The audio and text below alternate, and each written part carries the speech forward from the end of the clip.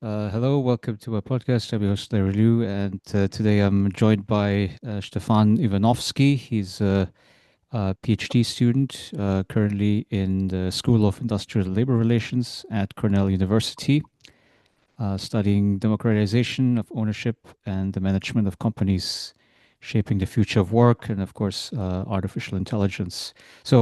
Welcome, Stefan, for coming on. Well, thank you, Larry. It's a quick turnaround, and I'm very glad to be here with you. We met a week ago, yes, at the Labor and Employment Relations Association conference, and you attended well, we were both in the same session, and I presented my work, you presented your work, and then I was very curious about the style that you presented and also the angle of your talk. And I thought, yeah, we'll have a lot in common to talk. And then we ended up talking for the next hour and a half or whatever it was until I had to go because I was already late. So it was a it was good for you to actually do a follow up so we can have a nice podcast to bounce off And, of. and hopefully this will not be the only one. I mean, and I know that you are running your own Yes, yes. podcast, and so we'll hopefully connect in other ways as well. Yes, definitely I'll follow up. So I'll be happy to have you as a guest on my podcast. Mine is focusing on democracy, but I just wanted to see where our conversation here takes us. That's great. Yeah. So I hope you also had a good flight back. So you going back to Ithaca, I guess. Yeah. I But see. turned out very well. I had a layover in DC, saw some friends there, took a longer layover, so it was a great trip back. It's What good. about you? Did you have a good Um, flight? I was. It was a good, uneventful flight. I mean, but it is a little bit of a red eye because I took the evening flight around midnight from Seattle, and then yeah, I mean, of course, like the chair is uncomfortable. I mean, you don't sleep really well, and Yeah, then yeah. you just get up there and land in Chicago, and then just dump some coffee down, and then get on the next flight, and then but yeah, it was quite uneventful. I was up in Ithaca once because I was accepted to that ILR program for the PhD. Um, but yeah, and then I spent some time, like 2 days, I think, up in Ithaca, and I still remember fondly. I mean, like the the environment there. I mean, it's like a small town, Yeah, yeah. and then you go, so you have the bus stop in the downtown, and then I think you go up the hill and then to the campus. Yeah. Yeah, yeah, and it's also like very wooden, so I guess you can hike and do things like that, right? Yeah. There are Um, lots of great hiking spots, shorter hikes, longer hikes, yeah, lots of out. is that what you do over there as well? I mean, it's for I don't do recreation. as much outdoorsy things at the moment. So I've done kayaking, which was fun in the summer and the fall.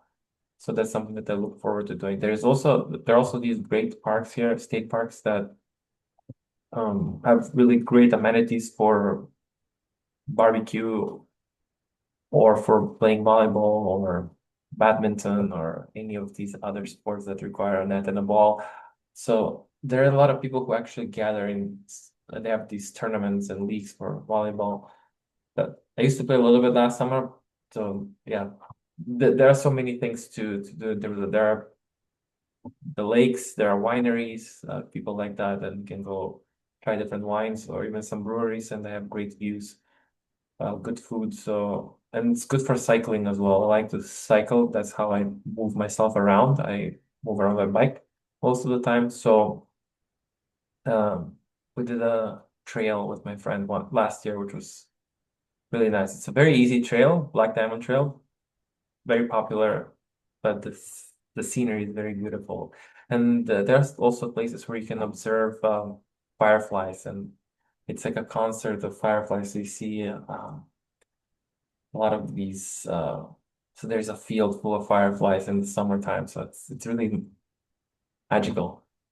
Oh wow, yeah, fireflies. I mean, we have them over here in the Baltimore region Yeah. as well, and Yeah, and in outdoor hikes, I think that's very very good as well. I mean, I try to do at least once a week. We have like a little lake, I suppose, and then I go up there and then you hike for 2 hours and then you sit by the water. You just look at the trees and look at the scenery and listen to the chirping of the birds. I mean, I think it's necessary because we spend so much time indoors, like basically like reading books and staring at screens, and I think it's important to go out and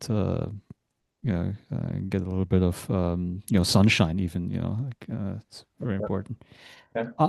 uh, yeah, so talk a little bit about like what you are doing right now. So I guess are you wrapping up your studies? I mean, or where are you in your trajectory? Well, I would say probably about somewhere maybe halfway in my program. So I'm in my third year. I finished my third year, I'm going into my fourth year. So um, the program here, it's an MS PhD program, so Master of Science and a PhD. So it's a total of usually 5 years. Some people take a little longer to finish things up. So we have to write and defend the master thesis. That's a requirement that's gonna be taken away with the upcoming cohort of students. So it's just gonna be a PhD, but essentially it's gonna be still 5 years because in the US, unlike, for example, in the UK or Canada, so in the UK, as far as I know, you go into a PhD program with already having a master's under your belt, and then you do 3 years typically of master studies, sometimes four if you take a year of classes in Canada, 1 year of classes, 3 years of PhD. So it's roughly the same idea, except here in the US, there is the focus of 2 years of coursework and then doing the PhD portion of it. But my research for my master thesis has focused on comparing worker cooperatives in the tech sector between Argentina and the UK. And I did that comparison because UK and Argentina have the largest ecosystem of tech workers. So when I talk about tech worker cooperatives, I'm referring to tech companies, tech worker cooperatives that are doing service type of work. So it's not hardware production. So these are companies that produce software, that produce websites, provide services that support the development and maintenance of these software tools for different clients. So these are programmers who've decided that they don't want to have a traditional job where they depend on an employer, but rather they wanted to be the owners and the bosses of their work. So in a worker cooperative, it's one worker, one vote, one person, one vote, unlike in investor-owned or traditional firms where it's one share, one vote. So it's a democratic type of firm. Yeah, I mean, firstly, I mean, with the selection of your target sites, UK and Argentina, I mean, I kept thinking about the Falkland War, Oh, yes. because that's the event that ties the two sites together, I guess, in more or less conflictual ways. But, uh, but but but but but I guess it was not that particular history that kind of drew you to those two field sites, right? I mean, No, I mean, so yeah, it's the Falkland or the Malvinas conflict, and also it's looking at the other side, it's that famous goal that Maradona scored against the the English, and I think it was the 70s World Cup. So there is also this soccer or football rivalry that exists, which is not as conflictual as the war over the islands. But what I found interesting, because I was curious to study, well, in just to for a brief context, when I did my undergraduate degree, I wrote an honors thesis, and the topic of my honors thesis was where the worker recovered enterprises, or in Spanish they refer to as empresas recuperadas. These are firms that workers have taken over, and the largest number of these takeovers took place after the crisis in Argentina in 2001. So there were bankrupt factories, manufacturing, blue-collar workers mostly. Even there was a case of a hotel, four-star hotel, 18 stories in the center of Buenos Aires that went bankrupt. Workers took over it and ran it as a worker cooperative for about, well, less than 20 years until the pandemic, and then it reverted back to private ownership. But there are about 16,000 workers and over 400 factories and different types of firms, mostly in manufacturing, that have been taken over by the workers, and they continue to operate as worker cooperatives. So that's what inspired me to study worker ownership and worker management. And then when I came to do a PhD, I was thinking, okay, I'm curious, are there any examples of worker ownership, worker cooperatives in the tech space? Because I'm interested in studying the intersection of the impacts of technology in this context. The current context is artificial intelligence as the most salient and the type of technology with the forecasted with the highest level of impact that's going to have on workers, the economy, and society in general. And then on the other side is the worker ownership and worker management. So then when I was looking at different examples around the world, I stumbled upon Argentina and the UK. There's a page on GitHub which features tech worker cooperative federations in different countries. So the US has one, but not many members. It's not very active. France has one. It's smaller in terms of membership number that compared to UK and Argentina. And then I wanted to compare two countries that had the largest number of tech worker cooperatives. So since I speak Spanish, it's also made it easier to actually conduct those interviews in Spanish and also English as well. So that was also helpful, but it just happened to be that if there was another country in a place where don't speak the language, I would still strongly consider the case and see if I could study. But it just happened that the UK and Argentina have these federations. So one of them is called COTAC in the UK, started in 2016, and FACTIC in Argentina, which started in 2012.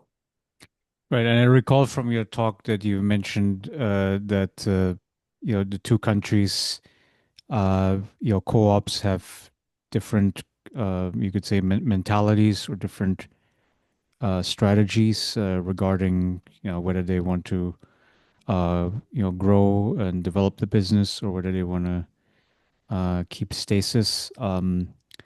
Yeah, could you maybe give the listeners a general sense of what the different motivations are in these two contexts? Yeah, so that's a great question. So in both contexts, one of the driving principles can be explained using the self-determination theory. So the self-determination theory argues that there are three psychological needs that are universal across humans. So that's the desire for autonomy, competence, and relatedness. So autonomy means the ability of workers to actually have control and more say about how they structure their work and who potentially they work with as clients and what kind of projects they take on. Competence is the possibility to actually develop one's craft or one set of skills and to practice it and develop a mastery over time. The skills development takes time, and so if somebody is already skilled at something, it's the opportunity to practice and exercise that particular skill set and develop it further. And relatedness is having positive social relations with the colleagues. So in theory, given that a worker cooperative is owned by the workers themselves and each worker is the co-owner and it's one person, one vote, they have the highest level of autonomy. So in theory, the organizational structure of a worker cooperative can allow for the maximization of these needs that self-determination theory uh, explains are universal among humans. So the motivation in both cases stems from this desire to have autonomy, desire to not be dependent on an employer. So in particular in Argentina, they would voice this in the interviews that I've had with So when I was doing my research, I did interviews with 17 worker cooperatives, with 17 well, I interviewed in total, it was 60 workers across both countries, including key experts, and I interviewed 35 worker cooperatives in both UK and Argentina, 18 in the UK, 17 in Argentina. And so in the interviews with representatives from these worker cooperatives, they would, in the case of Argentina, they would say, oh, we want to remove ourselves from this relationship of dependence on an employer. We would like to have ownership and have a say in how to structure the business that we are running. In the UK, it was similar that they wanted to have autonomy, but given that these two countries have different socioeconomic conditions, so Argentina has been undergoing through unstable economic times with relatively high inflation, over 100% on an annual basis. And when I was there, this is not the case anymore, but when I was there, if you brought dollars, you could exchange them on the official market or the unofficial market using Western Union. And you would normally get double the value in Argentine pesos if you exchange them the unofficial route in Western Union.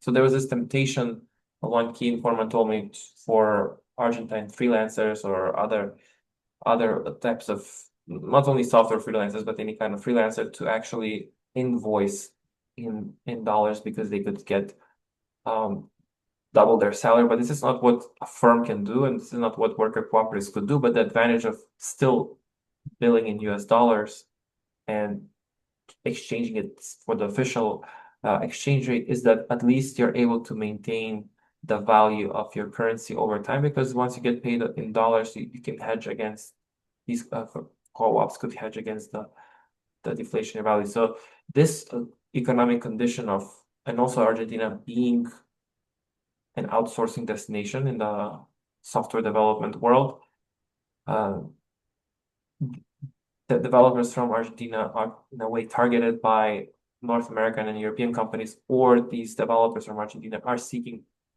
projects with clients from North America and Europe because they can get paid in dollars or euros, which provides them this hedge against the inflation and currency devaluation. So the fact that they're in a different position than the UK, and also the markets for tech services in Argentina is more limited. So the workers would opt to, in Argentina, work more with foreign clients because uh, one project could sustain most of the activities and expenses. So in that sense, I argued in my thesis that Argentine tech work cooperatives tend to be more pragmatic in their client selection, whereas the UK counterparts, because they have a developed market for software services, they're a leading tech center in the world, leading in Europe, third in the world after US and China. So they have this bigger market, what they call the charity sector, meaning philanthropists. They call them local councils or municipalities or local governments. So they would emphasize working on projects that, in their view, is aligned with their ethical and social values. So they would work on these projects that they estimate to be with ethically and socially responsible clients, because even though they get paid less, because if they went on the commercial market for tech services, they could get more money, but they decide to get paid less consciously, but work with clients and projects that give them job satisfaction. So this desire for autonomy in the UK and the preference not to work under an employer is so they can maximize their job satisfaction, which they derive from working with ethically and socially responsible clients. Whereas in Argentina, it's more about removing oneself from an employer and having the freedom to restructure and organize one's own workplace, and if need be, have more free time, if need be, work more. But they have that flexibility and choice within the worker cooperative. But for pragmatic reasons, they opt to work or prefer sometimes working with foreign clients. Thus, they're more pragmatic versus the UK counterparts tend to be more idealistic in their client selection. Right. But overall, I mean, even, as you describe these differences, I mean, I would think that, somebody who works in a worker co-op would have much higher degree of job satisfaction, I would assume, because you can, kind of shape the decisions about, like, how and where to invest.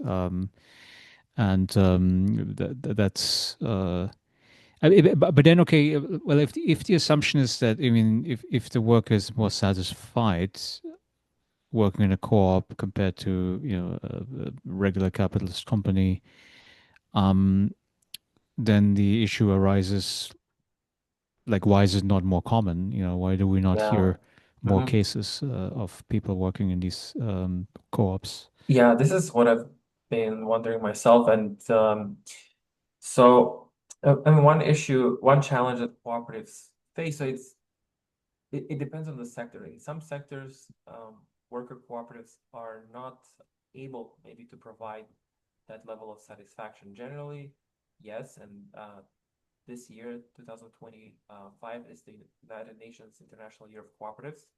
And in 2012, the United Nations declared that year also the International Year of Cooperatives because of the contribution that cooperatives make to socioeconomic development and also reducing income and wealth inequalities among workers, especially in the worker cooperatives. Because the difference between a worker cooperative firm and a traditional firm is that worker cooperatives are defined by 7 principles that are outlined by the International Cooperative Alliance. There is the statement of identity on cooperative values and principles, and these principles are universal, and also they're referenced in laws and even in the articles of association of these firms. So these are not just um, random guidelines, but rather universal principles that apply across different countries. So that's but why they're not more common is because there are many challenges. One is that sometimes it requires different kind of training. And this is where I think the key issue and one of the key motivations for starting my website, lifestyledemocracy.com, is to understand that there are different elements that are necessary to actually be successful in a cooperative at scale. So, for example, our educational system, it's not preparing us to be members of a worker-owned it's not preparing us to be an entrepreneur, because to be a member of a worker cooperative, one needs to be, in a way, an entrepreneur. And one needs to not only think as an employee, but also as an employer, as a business owner. So this the fact that most students, most people who go through the formal education system are prepared to follow instructions. We have these tests that are given to us. There are also democratic type of schools which give the students autonomy. One of their principles is learner-centered learning, where they give the students the opportunity to design their own uh, curriculum and also identify their mentors. So there are many different kinds of democratic schools. Some provide a lot more autonomy to the students, some less. But generally, the principle is that they're learner-centered type of institution. So if we had more types of opportunities where students are actually practicing and voting and agreeing and disagreeing on different ideas, and also living with the decisions of the majority, I think people would be more used to working in a worker cooperative. Also, there are legal issues. So, for example, one particular issue that I noticed between Argentina and the UK is that in the UK, most of the worker cooperatives I interviewed are not registered as a cooperative society or a cooperative entity according to the UK laws. Most of them are registered as private companies. And then internally, they structure themselves as worker cooperatives, and then they cite the international principles of cooperatives. Whereas in Argentina, all of the worker cooperatives I interviewed are worker cooperatives and registered as such international legislation. And this creates big differences because in the cooperatives in the UK, which are traditional private-owned companies, the workers can be registered as employees and they can receive the benefits, health benefits, and so forth that come with standard employer-employee relationship. In Argentina, the members of a worker cooperative are considered self-employed, and they're not subject to the same benefits that a person traditionally employed in a traditional company would have. The specific challenge that the tech workers face, despite that comparatively, because the tech sector pays a lot more than uh, the average, they are unable to, even though they can max out the contribution as a self-employed person, they would not be able to have a decent retirement once they're done working. So that puts them in a precarious situation. So one would think, yeah, worker cooperative provides for more opportunities, but then in this particular case, it also provides challenges in terms of having a decent retirement. And this is something that the worker cooperatives are working through and trying to figure out. What kind of structures would be appropriate within the legal system. I mean, of course, they're also doing advocacy and trying to push for legislative changes. But in different countries, the members of a worker cooperative will have different statuses. And also it depends on the industry. There are also cases where sometimes, like I've read a paper where in Argentina, for example, no, in Italy, sorry. In Italy, there were cases in the care sector where they would set up a cooperative. So they're called pseudo cooperatives. Even the International Labor Organization has found this to be an issue. Back, I think it was in 2008, they have this recommendation for the promotion of cooperatives, and then they cite the issue of pseudo cooperatives. So sometimes an employer will set up a cooperative. So in practice, they're not officially the employer, but they're de facto employer.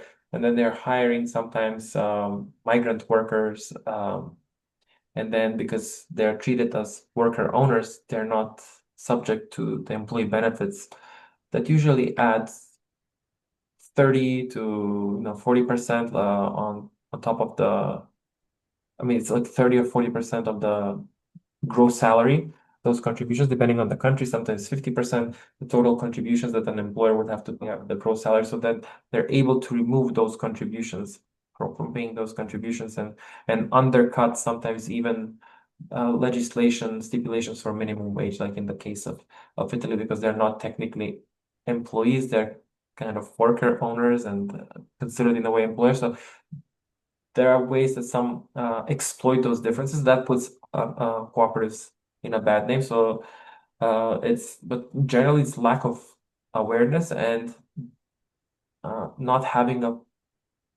level playing field from an institutional and legislative perspective and so forth. Just one note before we continue, it's the largest company in Argentina in the late 80s was actually a cooperative, and it was the sixth largest company by revenue in the country. After the five public utility companies. And it was the largest private company. It's called El Hogar Obrero, which means the workers' home. And it started as a housing cooperative, and then it spread into consumer spread itself with supermarkets, and it was essentially like a vertically integrated housing consumer cooperative. Even had its own credit union, but then in the late 80s, during the hyperinflation, the government decided the cooperative wanted to expand its operations. So they used the money from uh, the the deposits from their members in the credit union, about 250,000 members, if I remember correctly. Uh, uh, and then they used those deposits as a collateral to get a loan to build a shopping mall. But then the hyperinflation hits, and then the government said, well, you're not a bank, you're not subject to the banking regulations. So then they confiscated the deposits that was used as a collateral, gave them some bonds that became devalued over time very quickly. And then the cooperative lost the ability to actually repay and so forth. So there was this. I actually wrote about this case in my honors thesis, which was published in 2012. It's available online.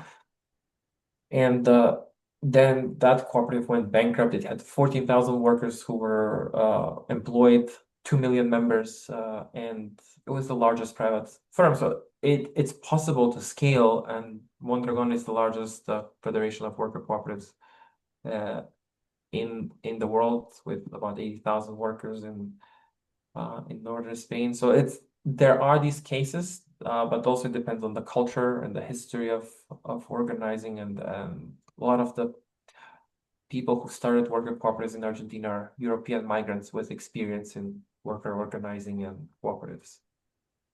Yeah, so what do you think is the determinant of the scaling? So if we stick with that, Mondragon Corporation example, where I mean, I was reading that there's some level of hierarchy there, right? I Yeah. mean, so they do have like professional managers, they're separate from line workers, Mhm. and I mean, it's still fairly democratic, right? I mean, the rank and file are still attending I guess, the company board meetings, but there are, you could say, rationalized processes, professional managers, in the way that Weber Mhm. described it, right, with the bureaucracies and stuff. Which to me sounds like inevitable if you are dealing Mhm. with an organization that has a very large scale, a lot of revenues, a lot of customers. I like, what is your understanding of like what drives some of these cooperatives to scale, and how do they successfully scale? Uh, Uh, Yeah, that's a great question. I think, like any business, the ability for a company to scale depends on the resources that it has to scale internally and externally. So does that market field lend itself to scaling, and also is the nature of the cooperative setup such that it can rapidly scale. So when we talk about tech worker cooperatives, these are not the traditional startups that are famous out of Silicon Valley that can rapidly ramp up investments. It's not that worker cooperatives cannot scale at the pace that startups can in the tech sector. The difference is that worker cooperatives do not accept external capital, and no venture capitalists would invest in a worker cooperative where they will not have the ownership, they will not have that kind of equity. So the reason why workers start worker cooperatives is so they have autonomy and ownership of the means of production. So it's counter intuitive or antithetical to expect that there will be these large influxes of cash and then try to scale, scale, scale, scale. Also, it requires the skill. I mean, even in a traditional company, the level of skill, let's say I may be a project manager who is really excelling at 0 to 20 workers company. I can really excel at, let's say, 0 to 20. But if the company grows 20 to 100 people, then you need a different kind of management. 100 to 1,000, another one. 100,000 company, million people, employee company requires different kinds of leadership skill set management. So it's not every person that's right for the job. Some people are used to smaller, working effectively in smaller companies versus others who are more effective. So I think it's in a way like if you're into sports, like let's say a soccer or a football analogy, it's the team chemistry that really matters. You can bring the best players, but if they don't have the right team chemistry, the team will not be successful. I mean, if you follow soccer, like Paris Saint-Germain just won the Champions League this year, but despite dumping so much money. So it's not only about money, but it's also and buying the best players. They had Neymar and Messi and Mbappe, top players in that field. So it doesn't really help if you have the superstars, if you don't have that right chemistry. So, and that's one issue that worker cooperatives would face, but also is there a market for the services and the products that those cooperatives are developing? Can they scale as and provide those services? So th those are some of the challenges. But again, once you scale, there's going to be more delegated responsibilities, like a democratic country. Like let's say in the United States, the advantage of worker cooperative is that even though it's one voice in a 10,000 or 20,000 or 80,000 people company, there's still that sense of dignity and equality, saying that my voice counts just as much as your voice, at least nominally speaking. It's also like Bill Gates, being a bit multi-billionaire, has the same amount of votes in practice during the elections as somebody who has negative net value and may not have a home, but they're both citizens of the country, so they can participate in the political process. But again, in practice, the person who owns more means will have more sway, but this is where cooperatives internally have more limits in terms of the income inequality, which is much narrower compared to traditional companies. So that influence of one individual is much more muted in a worker cooperative. So it makes for more egalitarian environment. Right. So, I mean, the presumption is that, the managers, I mean, so if they do hire these co-ops, hire professional managers, um, I guess like do they have like formal salary scales where they're saying, okay, the manager can at most earn, 5 to 1 or, 6 to 1 or something like that. Yeah, yeah. I think in Mondragon, I have to double check, but when I was doing the research, this was more close to Mondragon. I think it was 4 to 1 or 5 to 1. Then it may have increased to 9 to 1, the ratio between the highest and lowest paid Yeah. worker. In the worker cooperatives interviewed, they have hierarchies in Argentina. Pretty much every single one that they've interviewed has hierarchies. Somewhat in the UK did not have any hierarchy. So regardless of the amount of experience that the worker has or the level of seniority, they would get paid the same because they believe that every worker contributes the same. So this is a ideological or values driven type of compensation structure. Then also there are cooperatives that recognize, okay, usually the case in Argentina, they say, well, we need to attract senior developers because they're the ones who are going to bring us business and they're the ones who are crucial for business development. So there's this tension between maximizing the returns for the worker themselves and offering them a competitive salary on the market, but at the same time ensuring the viability of the organization itself. So this is something that cooperatives need to balance. And there is this great board game that makes me think of this. It's by Tessa Collective, which is a collective worker cooperative in the US.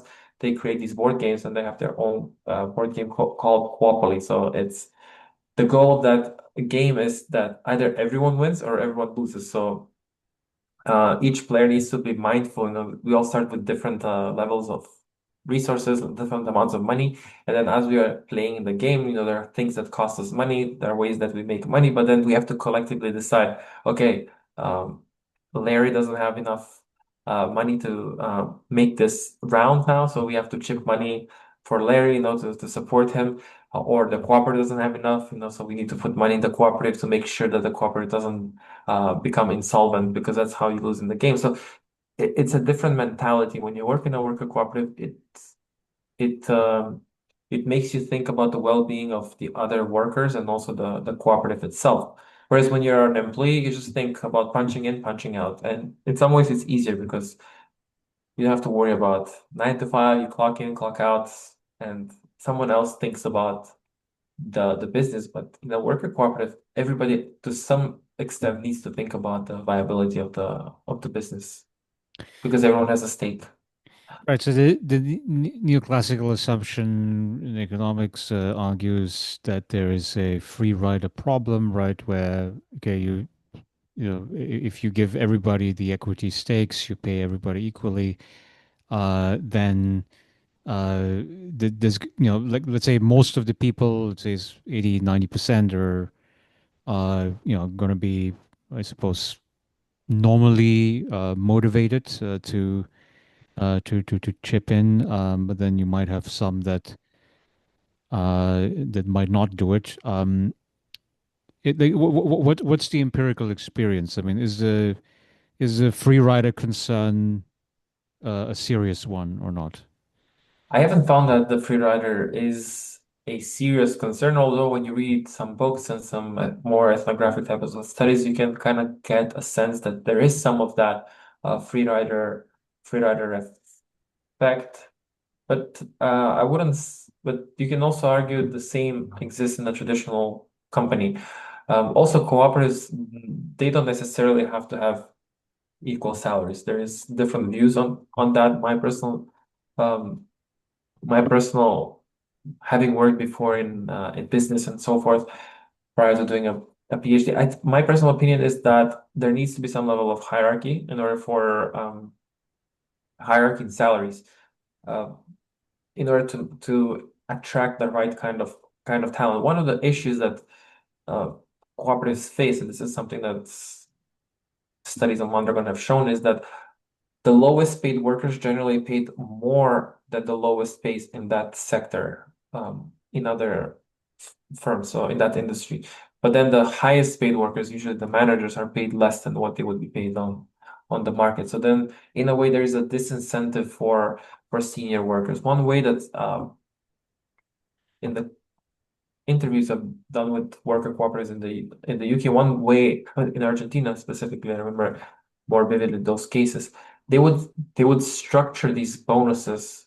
I mean, in the UK, there were cases where there was 1 to 3 ratio between the lowest paid and highest paid worker. In Argentina, there were cases where there would be this kind of a profit commission, which is something that when I worked in consulting, we also had as a project manager. You had um, project profit commission. If your project that you are managing is profitable, you would get a certain percentage of the profits of that. So you had this incentive to make sure that the project is profitable. So if you're a programmer, a senior developer who was the key person to win that project, then you may get a commission off of that. I mean, that's something that's discussed. The advantage of a cooperative is that people discuss and say, like, if I'm in a support role, so I'm doing social media marketing for the company and I'm doing the administrative type of work in the worker cooperative and you're the senior developer, then and you bring in the money for the company and then you help pay the salaries of those who are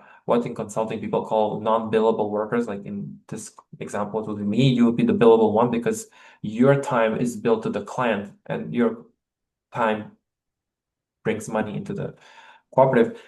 Then we can have that discussion. But the difference is in the traditional company, we are not even going to have the discussion. If you're, let's say, the owner, you just decide, this is what I decide, this is what the conditions are without having so much voice and consideration. So that doesn't mean that we won't have that difference in salary because we understand we bring uh, different amount of resources to the cooperative. I bring value to you because without my kind of work, you cannot be doing your kind of work.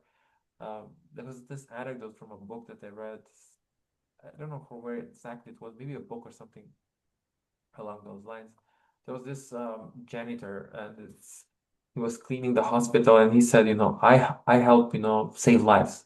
He's like, what do you mean? Because like I make sure that the hospital is clean so the surgeon can do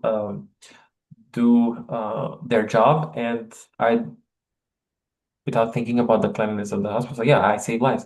So then that worker had high sense of pride in their work because they're cleaning and making sure that the conditions for producing this work. I mean, there's a lot of work that goes in the background that we take for granted. So, and I think in a cooperative, there is that possibility for discussing that's structural space and because everybody in practice formally is equal. There's no one person who's worth more than another person. And there is a voice Right. So the attached. equality is the principle, I guess, between the back stage workers and you could say the frontline workers. Which I mean, if you go back to the Marxist terminology, I think he distinguished productive and unproductive Mm. labor, which kind of I think has the same kind of meaning to it. But I guess I mean if I'm fully ideologically committed as a worker owner, um, you know, regardless of whether I'm a frontline or a backstage worker, Yeah.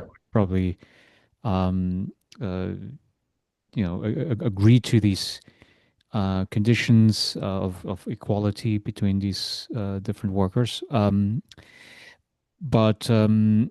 But I mean, like, but what's the empirical experience, right? I mean, we're not just interested in the theory Okay. textbook, but are there conflicts between these two groups of workers? Yeah, yeah. When there are cases that I've interviewed that this was a source of tension. So in one particular case, so not name the case, but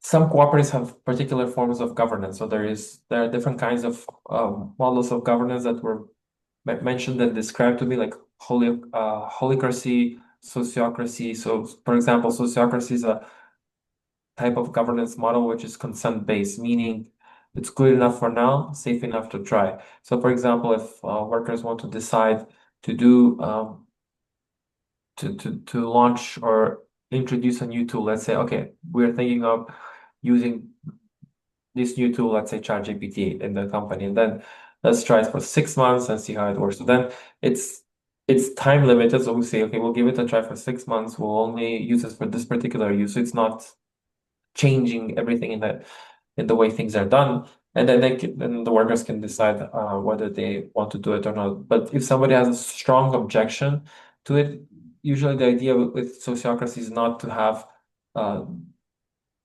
full consensus, but rather the consent to um, to do it, even though somebody may disagree with a particular approach. The idea is that new innovations are not halted because sometimes people may have different views and the idea is that the organization moves forward, but at the same time gives structures in place to ensure that this is safe and time limited, so it doesn't um, go out of hand. But there were some tensions, like you've pointed between those. Um, I would say billable, non-billable, or if you want to say frontline and um, backline workers. And in one case, some of the workers who were the frontline workers have left because they felt there was too much expectation on them to participate in governance meetings, because this is one uh, challenge that cooperatives face. Is there's a lot of discussion that takes place, more time to deliberate and discuss ideas. So decision making is slower compared to traditional firms, and this was causing some friction. And because the back workers, they wanted to promote cooperative principles and so forth and do those trainings more rather than and also expect that the frontline workers are participating, and the frontline workers just in this case wanted to code. They say, I just want to code, I don't want to be involved in the governance. So I think there are different ways of managing, but like with any organization, there are these expectations people have. Oh, we are in a worker cooperative. We have these certain kind of ideological views. Therefore, we expect all of our uh, co-workers and fellow worker cooperators to act in a certain way. And I think worker cooperative type of management should have some kind of specialized training and preparation, because it's not quite the same. Some issues are the same because it's dealing with humans, but some issues are a little more particular to that type of ownership and management structure. Yeah, I recall there was this one interview with Slavoj Žižek. He's Oh, yeah. like a very Yeah. famous Yeah. Slovenian Hegelian philosopher, and he was personally very critical of this idea of co-ops because of that reason that you mentioned, which is like he's like a full-on intellectual. I mean, he enjoys like reading books. He watches videos, documentaries. He wants to live the life of the mind. I mean, he doesn't want to squabble with people over investment strategies of the company he's working in, right? And so that suggests, I mean, even for somebody who's like very intellectually adept, I mean, who would certainly be, I presume, be capable to run governance functions. Um, I actually sympathize personally with the Zizekian. I suppose you can call it, laziness when it comes to, administrative issues. I mean, I teach faculty here, and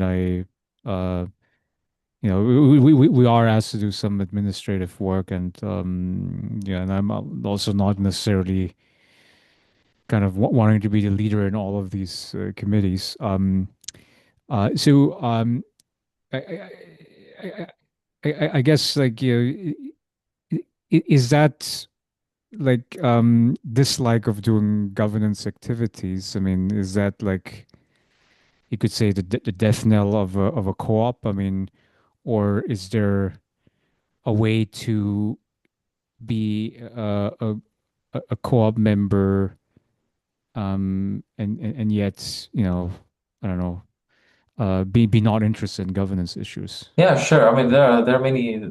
That's that's a great point. I just think that these are the kind of issues that somebody would find also in a traditional employment relations setting, like you described. In universities, professors are expected to do these faculty positions because professors are in universities are technically employees, so they're also expected to do these administrative type of functions, which may not be the best way to move the the development of the professor as a researcher, as an intellectual forward, because it's not directly applicable to, it helps them understand and maybe get a sense of how the university works, but generally it's not directly productive for professors. So you see those in traditional settings as well. But I've worked in the private sector before, consulting in the government. Also, I serve on a board of a civil society organization in Macedonia. So, and I've also worked in that sector. So I worked in all of these sectors. And one thing I've noticed is I tend to be very organized, and so I like to have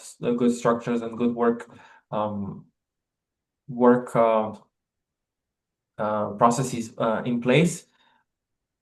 And sometimes I don't enjoy the work if I don't have a good structure. So you will not see me like even in my desktop, it's all clean. Like only if I see if you see some files that are there, it's only temporary. It's about to be placed in a particular folder. So I found that in my working experience, people generally across all sectors, they don't care about organizations. It's not just a feature of worker cooperatives. So then you have these people who are generally disorganized. They are not thinking about work processes or don't have this kind of structured way of thinking about work processes. I mean, basic things like, like, even how you name files really makes a difference in terms of how you can sort the files, and also having standardized structures so that way when you're looking at common files, like project files, you have a standard structure. This is what I would implement in all the companies I worked with. People have just haphazard way of working. And then when you collaborate with other people, you don't know for the same projects, because in academia you write papers and you have the same inputs that you have. You have some data, quantitative and qualitative. You have analysis, you have the paper, you have a presentation out of the paper, and then you have the final product. So basically, there's no structure that people think like, oh, they just dump all the folders, all the working files in one place. You don't know where things are. Like, I had to redo so many things just because somebody had a picture of of a PowerPoint slide which was editable. So then I had to recreate the picture just because somebody doesn't know where the editable file is. I'm like, you're wasting my time now. I have to, instead of like me doing this in 2 minutes by changing the color, and I have to redo the whole design. But because you don't mind me paying, I'm based in Macedonia, my salary is lower than for you in Western Europe or whatever. And I've seen that everywhere, this inefficiency. So then when you have people who don't have experience with organizing, you're gonna have the same issues. It's just that in a traditional company, you have usually one decision maker. It's like a kingdom or oligarchy, a few decision makers. And so you hope that they make the right choice.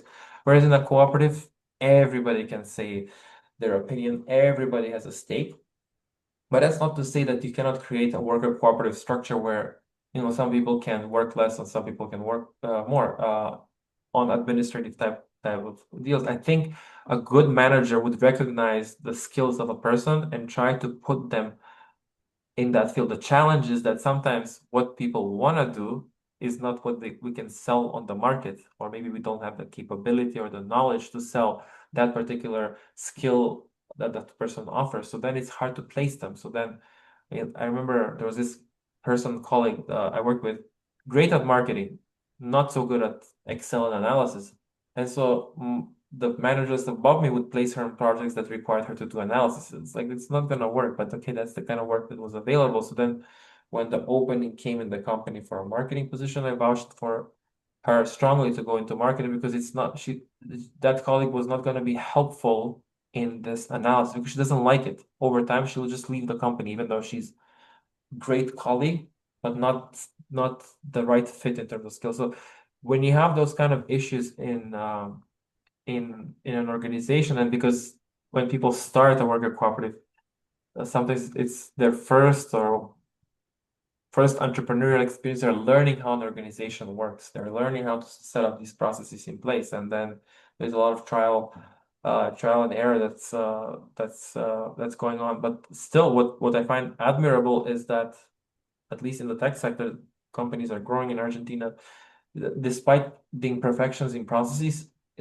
People are still producing and selling, like in academia and other companies. So perfect processes are not necessary to produce outputs. It can create tensions and inefficiencies, but it's not essential per se. But it's useful when you're scaling, when you operate at scale, and you want to do that collaborative. Then at some point you need to have standardizations and structures. Otherwise, you're gonna suffer through inefficiencies and frustration. Doesn't mean that you won't get far, but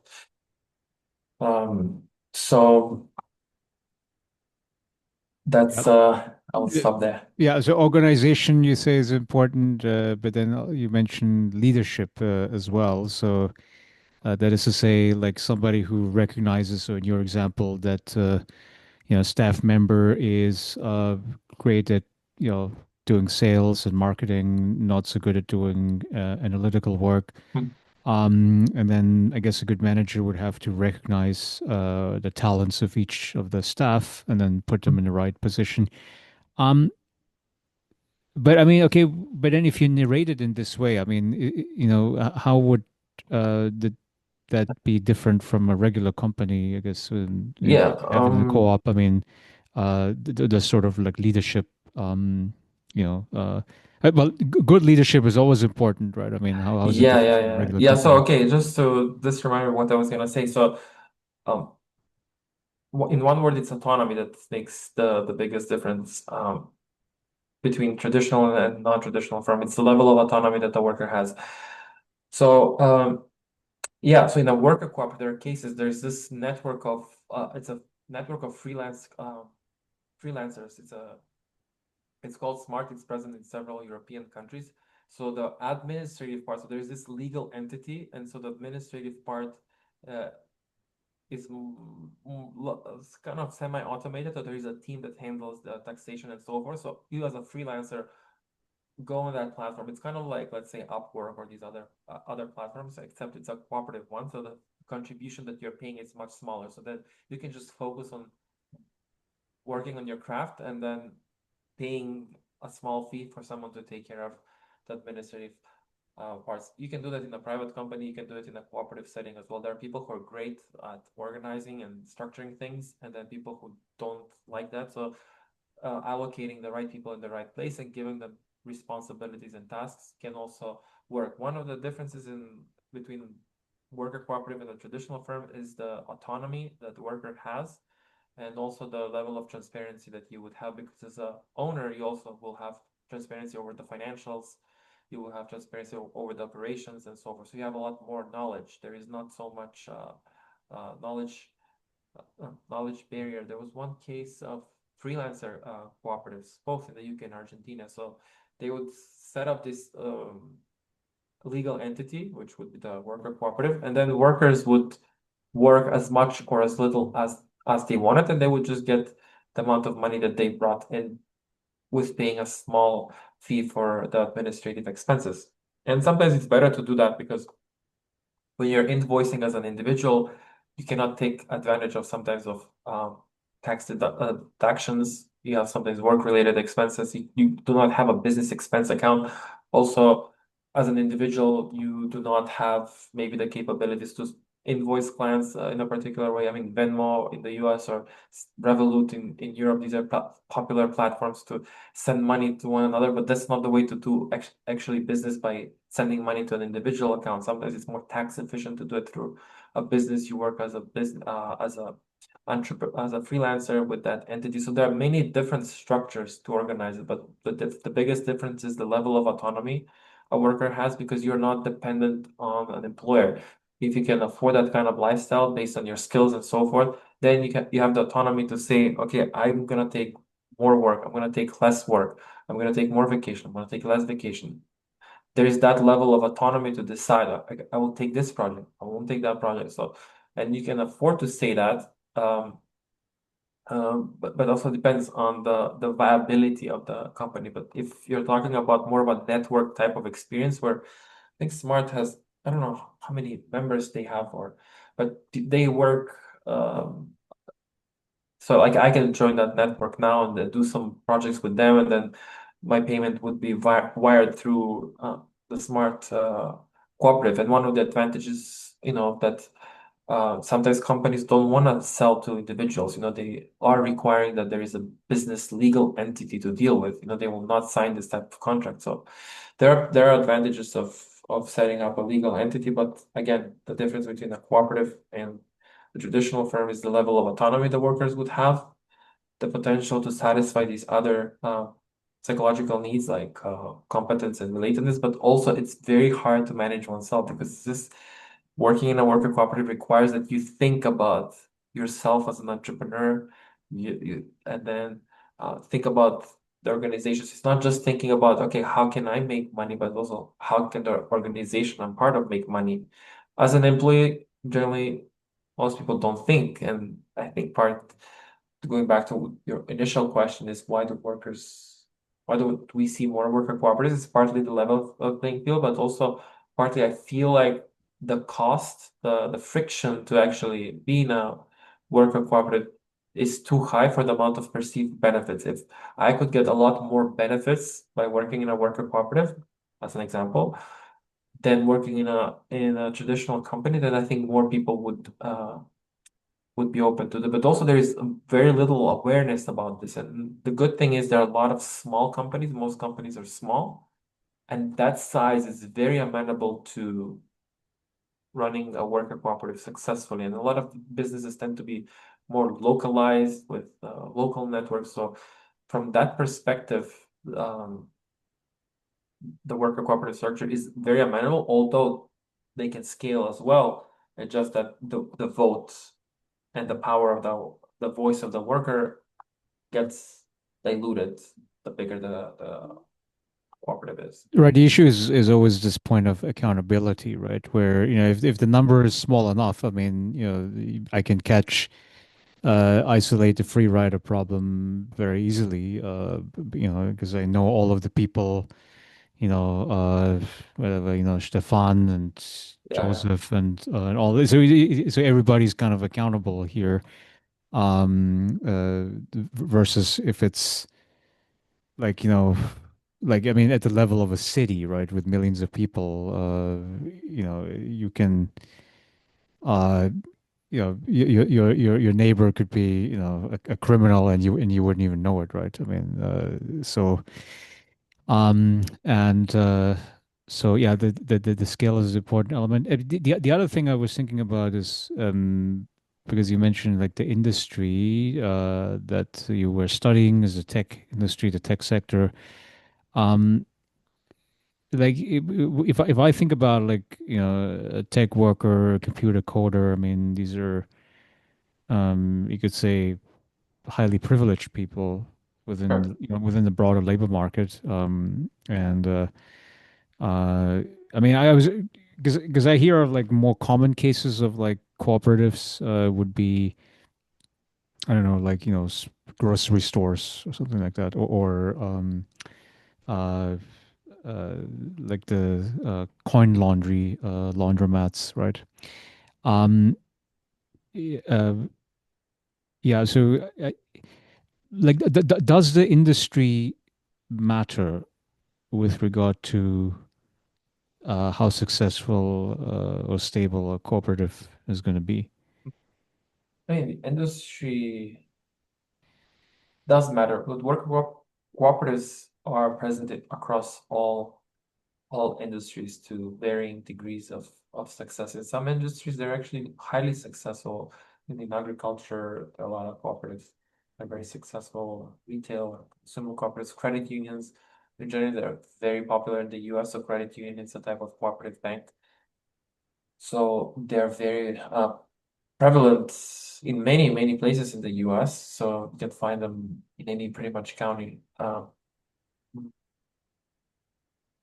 There was a report by I think it was the IFC, the International Financial Corporation, or the International Monetary Fund, one of those two institutions.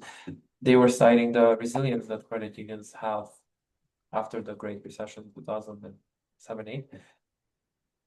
And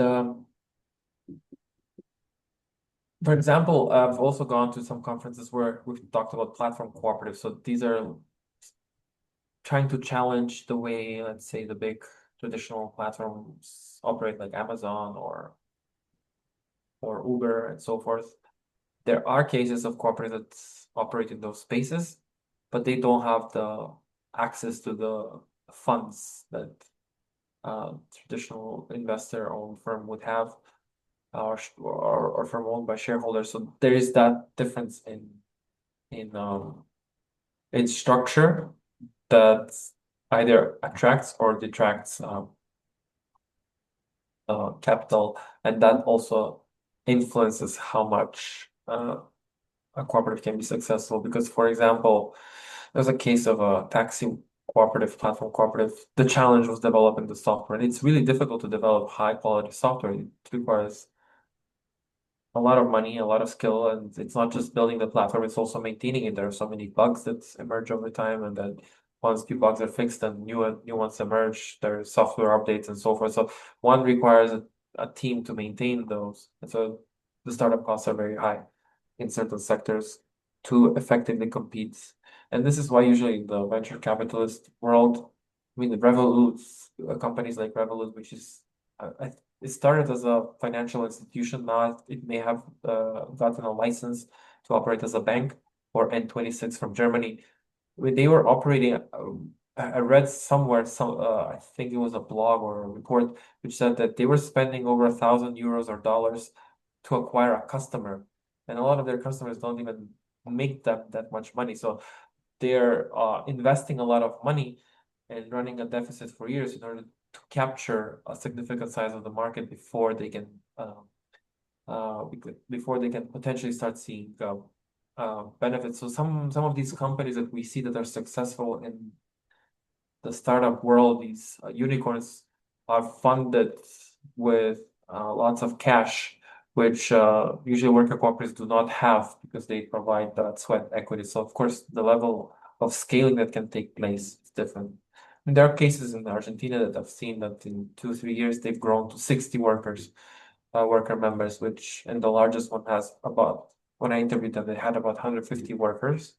Smallest one, 7 workers, whereas in the UK, the smallest one was 1 because of this private company structure where one person can be an owner of that. So it started with multiple members, but then as there was turnover, there was only 1 person left. And then the biggest one in the UK when I interviewed them in terms of tech worker cooperatives was 29. I mean, that's not to say that there are no big cooperatives like Co-op Group, which basically it's the it's the descendant of the Rochdale pioneers of equitable society. It's the biggest, one of the biggest cooperatives in the UK. It's technically a consumer cooperative, but still retail cooperative. So Right. So I guess the it's main idea is that the normative case, I think, for co-ops is quite strong. But then if you look at the the details, the implementation of the co-op, there are a lot of difficulties to overcome, right? So such as raising the capital, but also the Slavoj Žižek example, right? Like the not wanting to be an active member in governance from a worker's side. Um, and but okay, so within the context that you were studying, I mean, Yeah. is there a lot of you could say optimism regarding the future of the co-ops? I mean, that that are the members that you're interviewing expecting that it becomes more popular, or are they just treading water, I guess? Oh yeah, no, the in particular in Argentina there is strong institutional structures for the growth and development. So I did my field work in 2023, in the summer of 2023, and they have grown since then, but also they've started this global federation of tech worker cooperatives called Patio. If you go on patio.coop or patio.coop, then you can see there are also worker cooperatives in other parts of the world. They're present in on 5 continents. It's a small movement, but it's growing. So they state that they have about 2,000 programmers who are part of this global network Patio of Tech Worker Corp. So their goal is to actually scale, and they started, well, I remember in 2023 they had these more serious discussions to make it more institutional and collaborate across different countries. So yeah, they're present in 20, well, more than 20 countries, yeah.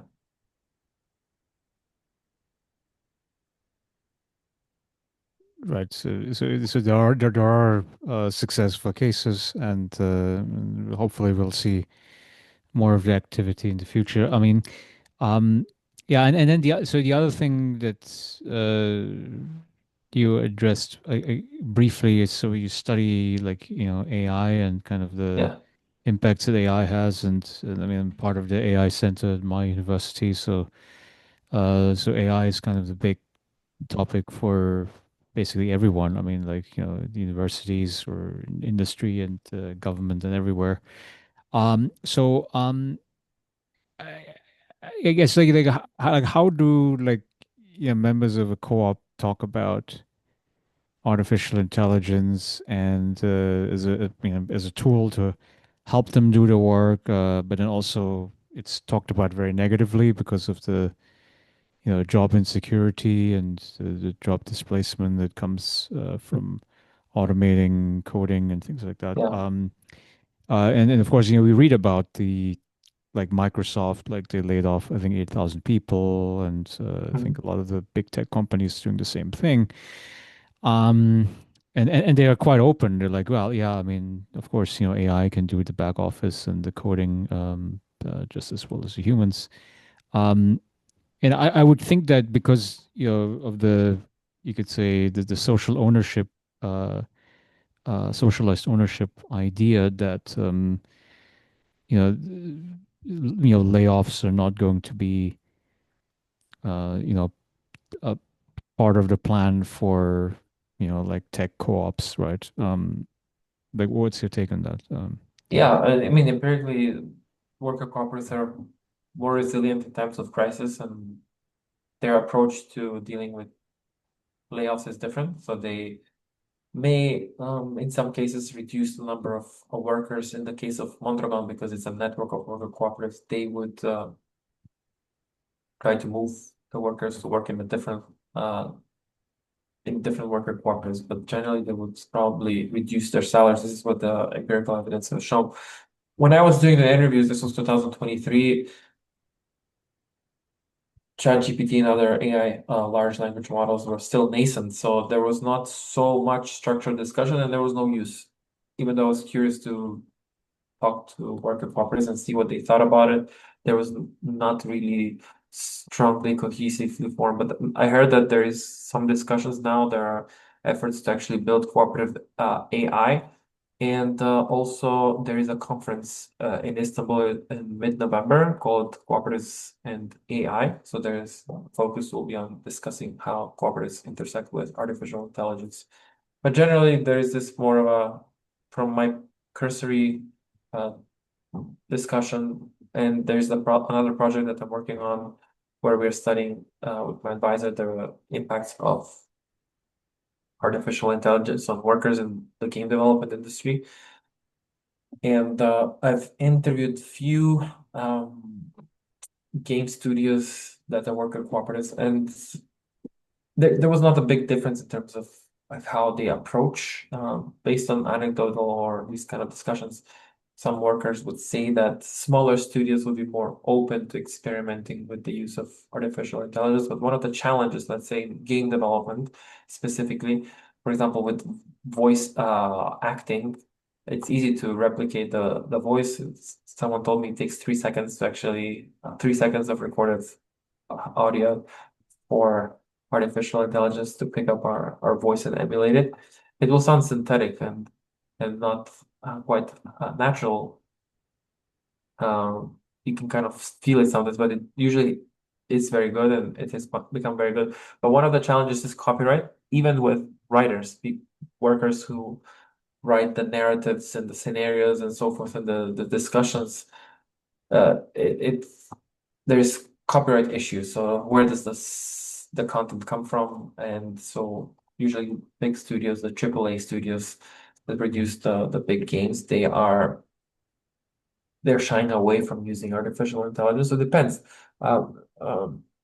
Depends on the industry and depends on the risks that that industry perceives from the use of artificial intelligence. Like in academia, some some journals shun the use of or don't allow the use of large language models. Some allow it in certain contexts or for certain if that's disclosed. So there is a variance in terms of how artificial intelligence is integrated. But with that being said, artificial intelligence is not going away. The genie is out of the box, so we have to learn how to deal with it and work with it. And but still, I think I would say that the thinking is still evolving around that. One of the things that I thought about when you ask, I mean, before you ask this question about cooperatives and AI, is that usually the cooperatives are so small they can only focus on or integrating these models or putting a layer on top of, let's say, ChatGPT, or maybe developing their own open source model. But the challenge is that these companies, these AI leaders like like OpenAI, or DeepSeek, they have deep pockets, but they also have the infrastructure, the physical infrastructure, and the processing and the computing power to actually run these models. Because I mean, we can run these models. I've installed a model on my laptop, but it runs very slow. The results are not as sophisticated as you would have. Yes, you have your own privacy, so in theory, you can run these models on your own machine. But in order to have some kind of a meaningful and productive experience It's better and to run it on the utility, cloud, right? because it doesn't run on the cloud. That there is still when people talk about the cloud, that we sometimes people forget this cloud gives us this fluffy connotation of a cloud. You know, you can use your fingers and run through the cloud, but actually we're hooked to some telecommunications via telecommunications networks wirelessly or through fiber optic networks, ideally, or in some countries still cable. Um, some kind of telecommunication route, wireless or wired, to data centers, physical data centers, hardwares and processing and computing power. So when we look at the production of AI, we need to think about the supply chain of AI. And also there are lots of workers. There is a great book on that. I think it's Is it called. Atlas of AI No, it's not by that. So Crawford? it's let me see. There's a book, Feeding the Machine, yeah, the hidden human labor powering AI. So it's written by three professors, James Maldon, Mark Graham, and Calum Kant. And so they're showcasing the labor that goes behind producing these models. There are companies in Kenya and other parts of Oh, other parts of the that's a world. data gig workers, like the people that Well, label certain images yes, but ways. that also helps train. Even I also heard that apparently when we have to respond to Google Captcha, we're training the Google algorithm to recognize fire hydrants and so forth. So in a way, we're doing Google a free service. So there's a lot of this work that goes content moderation, but also recognizing different shapes and forms because AI is not still capable of recognizing those shapes. I know a friend of mine from Macedonia used to work in a company that, and they had like 30 or 40 people in Macedonia who were helping label clothes because they had this AI engine to recognize different kinds of outfits. So it would serve different retail providers, online retail providers to sort through the items that they have. So there is a lot of this tedious work where thousands of workers are employed. They get low salaries and low benefits. So then when we think about the supply chain of AI, I think we need to think about not just the interface that we're seeing, this graphical user interface of of ChatGPT, of Claude, or whatever the engine or DeepSeek or whatever the someone's using, but rather think if we're thinking about the socializing of the ownership and the management of these, we need to think about the full supply chain and think, okay, uh, what happens to the infrastructure, the telecom, the data centers, and so forth, and the production of these uh, graphics cards that are essential for running those models. So if because if we just put the layer on top, I think the impact will be not meaningless. Uh, it will be there, but it will be limited, the impact. But again, with the amount of resources that these tech worker cooperatives are having, and the amount of impact can be limited. But just as a side note, I just wanted to mention, when I think about open source, that's another topic that I'm very interested in. A lot of the software that's free and open source is actually transformative, and a lot of people use it. I mean, for podcasting and video recording, a lot of YouTubers and influencers are using OBS Studio, for example. It's free and open source. Some people use Render. Some people use Audacity to edit the audio. And these are all free and open source Yeah, software. I've There's used it before. Yeah. so many, yeah. So many are, for example, for statistical analysis. It's free and open source. It competes with Stata, which it's backed by IBM, I believe, Stata, right? So it's a proprietary software. So for me, what I find surprising is that sometimes there are these volunteers who work we try to find a spare hour here or there, and they produce this open source software. So for financial management, I use this GNU Cache, which is free and open source software, or you have portfolio performance for managing and tracking your investments and so forth. So there are a lot of these tools that are free and open source, Ubuntu or Linux or servers running on free and open source software. And people have built a lot of these tools, and it's not to say that you cannot make money out of it. The tool that I'm using is called Plausible Analytics for analytics on my website. It's not Google Analytics. You can use it for free if you want, self-hosted, or you can pay for it if you don't want to deal with the constant updating and upgrading that they routinely go through. Because if you're opt to do it yourself, then you have to every time there's an update, download, upload, and sometimes it's tedious. So people will end up paying for that because they don't want to deal with thinking about, oh, I need to upload and download my. So yeah, there is that kind of value that even.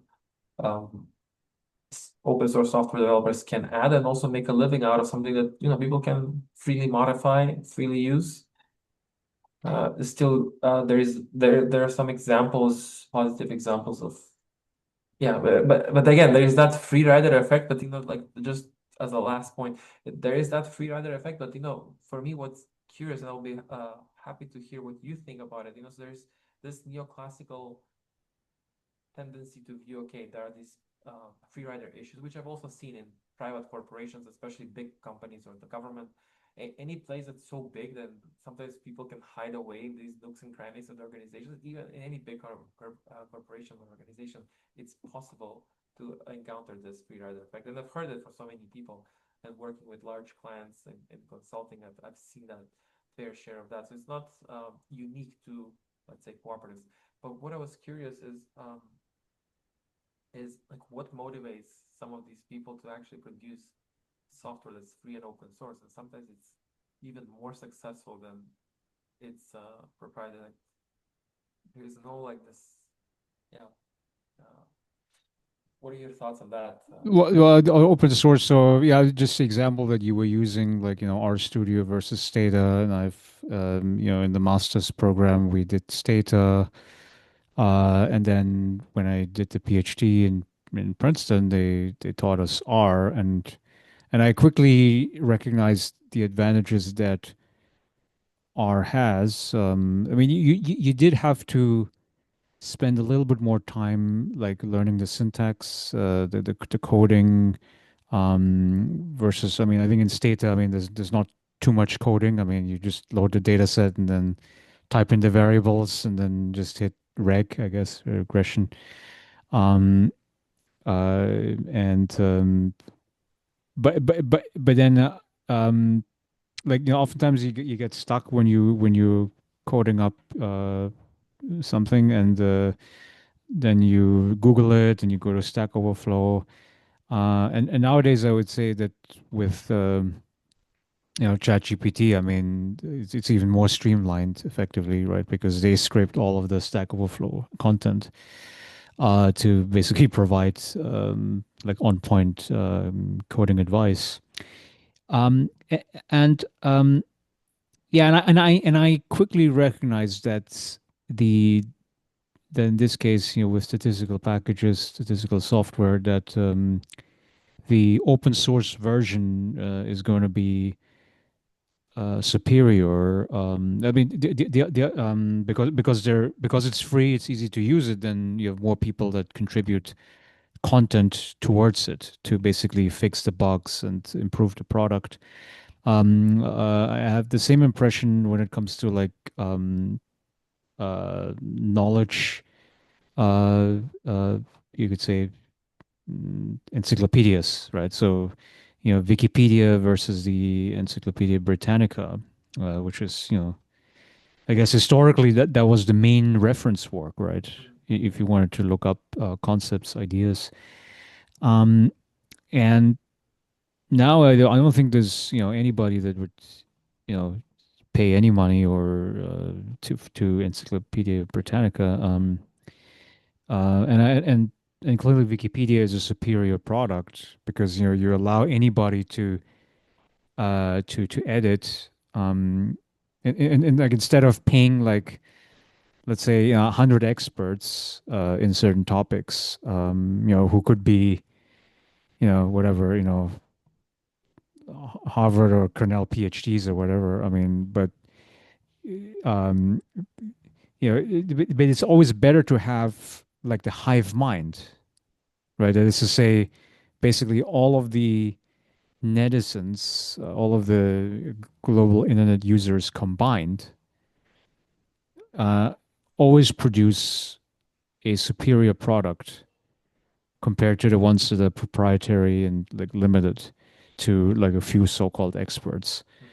Mm. Um, so with those two examples, I mean, the ones that touch my social science life the most, right? Like the statistical software and the knowledge encyclopedia.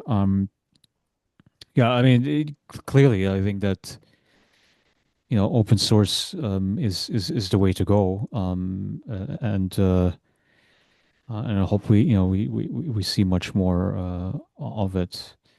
Um, yeah, I mean, so your interest in the open source, I guess, is that also about kind of this idea that if you have the commons, that it will be a successful model that can displace you know the proprietary capitalistic approach.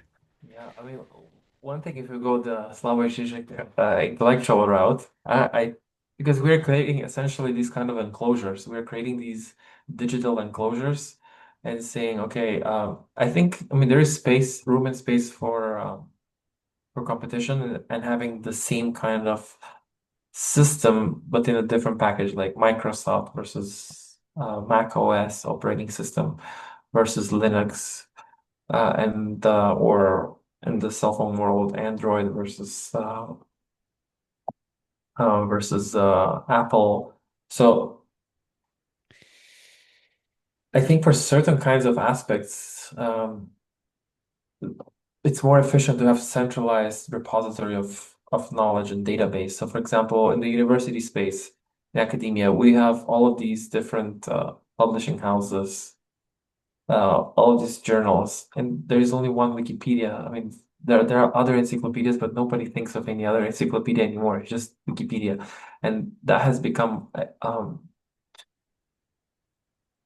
major tour de force. What in the last 20 years or so? I think yeah, Wikipedia is not no, not even 20 years old. So yeah, it would make more sense from an efficiency standpoint if we think about if we think about this rationally, and we think about it rationally from an efficiency standpoint. Yeah, it was founded in 2003, so 22 years. But yeah, if we think about it rationally, we don't need to be creating so many more systems. But the challenge with that is there are these industry players who would actually lose business, and that they would lose their if they don't provide the paid services they are providing. So in some ways, I think we need to think like what should go into the enclosures. Like think about from an economics perspective or like a rational perspective, what should be enclosed and what should be for sale and what shouldn't be uh, for sale and what should be, because there's a lot of labor that goes into producing that output, and at the moment, the Wikipedia contributors are largely volunteers, and probably there are some institutes or governments who may have paid some researchers to actually produce some articles. I think the Macedonian government had that kind of a idea or program to make at least the Wikipedia pages in Macedonian, more, at least translate some that are not accessible in Macedonian, translate some core pages. Even this was a project of two governments before. They they had this project where they were translating the top books in academia in different fields to Macedonian so students could have access to that knowledge. So I think certain kinds of projects are best done if they're in a way centralized. So I mean, if you think about large language models, ideally to create the best model, we would want to have all the knowledge that we have created in one place, but then who would own and manage that space and what would happen? So I think Google had that vision to scan all the books in the world, but then they ran into some legal problems. They wanted to make the world's knowledge accessible. They may have scanned everything, but they cannot release all the books Well, without Google running Books, into. I mean, they always show you the Yeah. snippets, right? I mean, like Yes, certain yes. pages. So Yeah. Google, because of their amount of resources, they've probably scanned pretty much every single book. And so, if they are training a large language model based on this repository that they have, I mean, we have very, very powerful model. And if they can enclose that and then charge money for that, and the the level of quality that they can offer will be much greater. But again, all of that knowledge, all of those books took thousands and thousands and thousands of years of research and and effort, and then in closing that, I think we're running into these ethical questions, but also even rationally speaking, does it, and from a rational fairness compensation perspective, it's those thinkers, writers, intellectuals who produced all of these works, and now it's used as a foundation for training these large language models to make life easier and also uh, more efficient for companies to do business and so forth. What's the price that should be charged? Who should be fairly compensated? Even like in the social media space, a lot of us are voluntarily putting information, Facebook, Instagram, TikTok. People are producing content. They're not compensated, or they're not compensated much unless they are in the top winner takes all kind of uh, market, but without that kind of data that these systems are being fed, they cannot be able to market as effectively the products. And so I think, yeah, we need to think about um, because in this kind of a winner take all market where few will be able to have access to a lot of resources, what's going to happen to those who will not have jobs, like Marx would say, the lumpen proletariat, the digital AI age. So Yeah, yeah. So I think that is the big ethical concern, and this.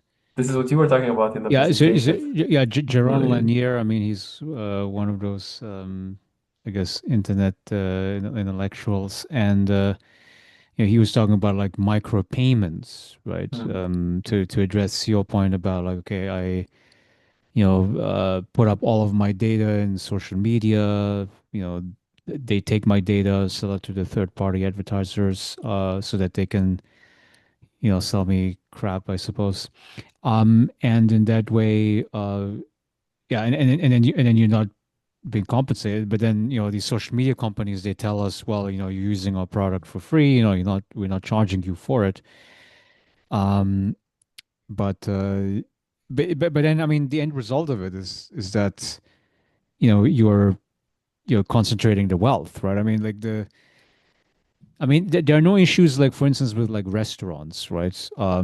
Because there's so many food venues that people can go to, Yeah. you can get like a hot dog food cart, or you can get like a, whatever, three Michelin star fancy restaurant, to get your meal. So in that way, I mean, like the food industry, would be a much more, you know, I guess, more distributed form of business. But it sounds like, I mean, with the social media, I mean, if and all of these technology companies, OpenAI and so forth, I mean, these are only like a handful of services, and we're all spending way too much time. I certainly know for myself that my mornings are always ruined by mindlessly scrolling through the X feeds, right? Yeah. Um, and so yeah, so there's a massive amount of inequality that I think we're building up with the current technological systems. And well, but that goes back to my own research about like, why do we need to have a UBI, universal basic income? I think it's in a way to you know I mean, ensure that some of that income that is currently concentrated at the top is going to trickle back down again, uh, just to ensure that the system can survive another day, I suppose, right? Uh, I mean, it's. I mean, if you think about, like, like the political instability that we're facing, right? I mean, why is it that like right wing populism is attractive? Why is it that you know we're no longer an open minded society? We have to deport migrants, or they're stealing our jobs, and so I mean it sounds like, I mean, this narrative prevails in the minds of a lot of people because they experience that their life as being scarce, right? Like there's a scarcity mindset, right? Where basically, okay, you know, cost of rent, cost of living is sky high. Um, and then, we're, barely getting paid much. I mean, working like, I suppose, regular jobs. Um, yeah. And then, whatever, OpenAI and all of these AI companies are, making money hand over fist, concentrating the wealth. Um, I don't know. I mean, like, is there a link for you? I mean, between kind of the right wing populist search, and I suppose the organization of the capitalist economy. Hmm. Uh, I mean, that's a good question. I, um, I think partly, partly the reason is that the right-wing politicians have appealed to populism, and the status quo has not been working for the majority of the workers. So, empirically speaking, there's a lot of good data in the US. So, real salaries have been declining since the 80s in the United States, while productivity has been increasing, and there has been a concentration of the wealth. There are these infographics that show what is the wealth that you ideally of US workers. They would ask them, what's the ideal wealth distribution? They would say one thing, and then what do you think is the actual distribution? They would say another, less equal distribution, and then the reality is so what people perceive as ideal versus what people think is the actual situation. And what's the actual situation is people are perceiving something more idealistic, more proportional distribution of wealth. They still perceive some level of inequality, but what's actually happening in the US is severe concentration of the wealth in the hands of the few. So open AI, okay, it's a great large language model. I mean, ChatGPT, large language model from that perspective, but then it's trained on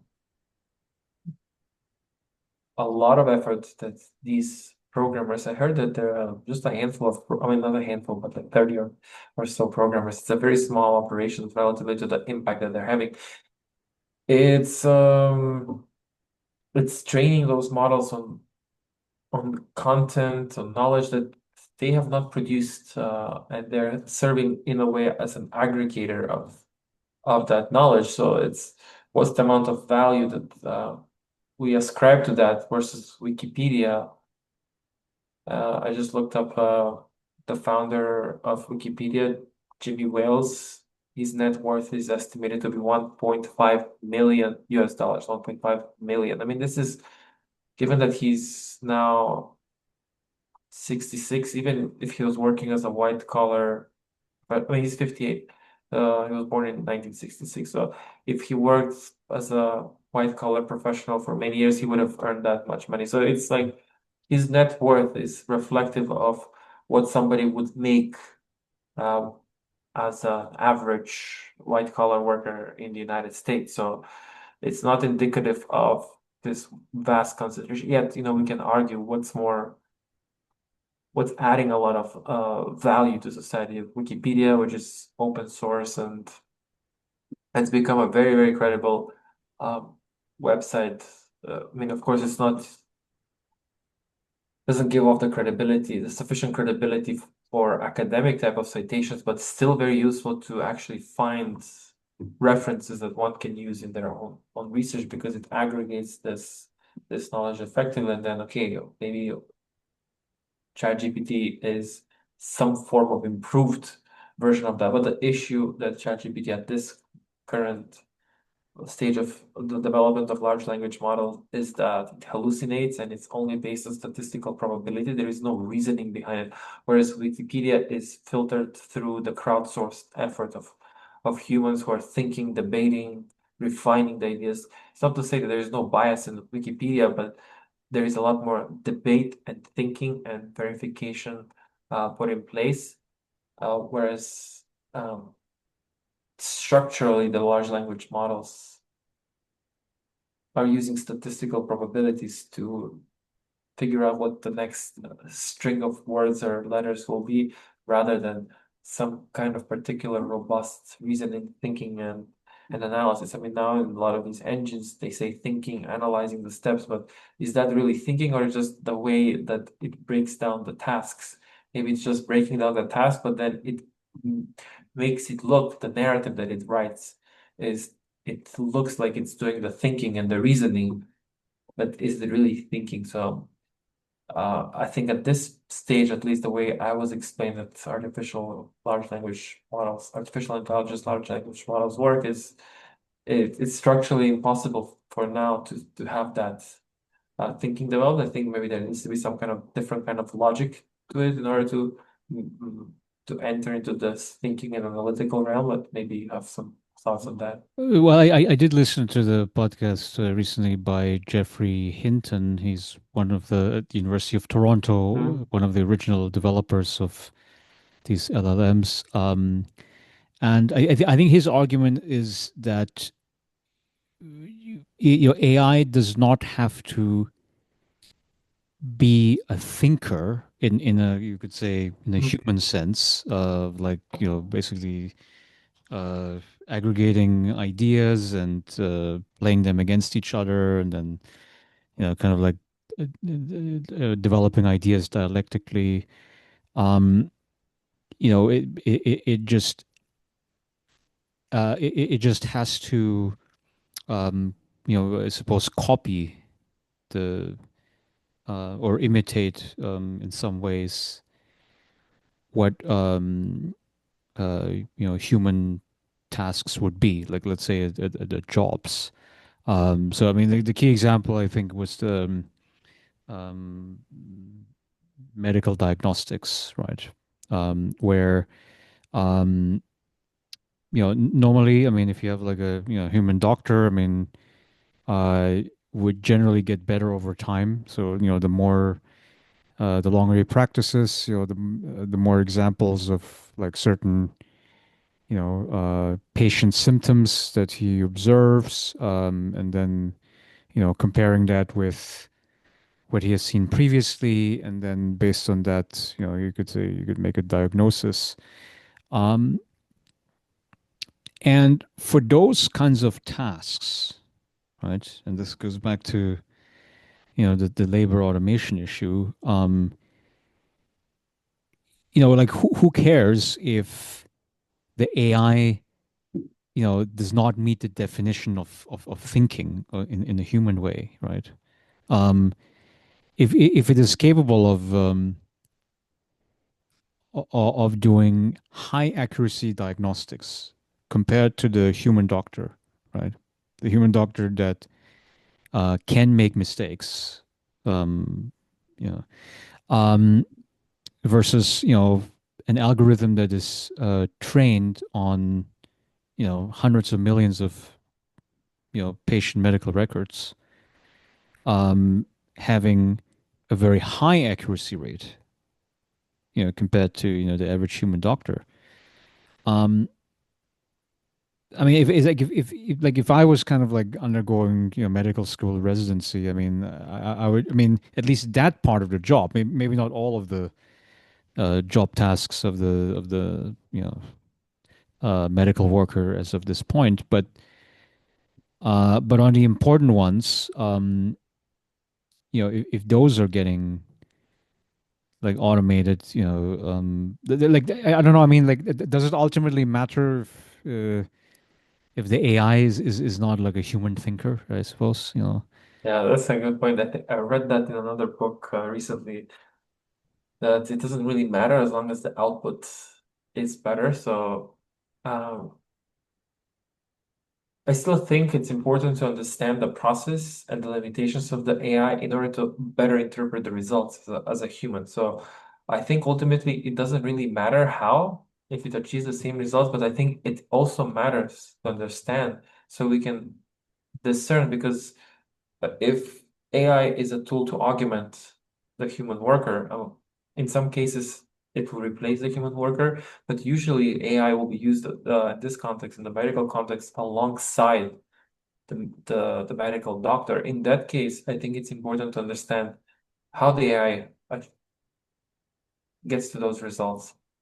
What was the data it was trained so that the doctor can have this nuance and feeling about, okay, what's the perspective that the AI algorithm brings. I think we need to have some level of AI literacy because if we just blindly take the results in without really thinking, I mean, this is something that I noticed as a challenge, which leads to polarities. This is what I call borrowed thinking. So, for example, I'm of a particular point of view, and I will listen to thinker X. I will read newspaper Y, and I will follow podcast Z because these XYZ, they are providing the kind of thinking for me because this is what I am aligned with without really trying to question, is this what I agree with or not? Do I maybe find flaws in that thinking? Thinking requires a lot of effort, and sometimes we don't want to think about issues. And I think this is what leads us to challenges like, okay, oh, AI gives me great results, therefore I'll just.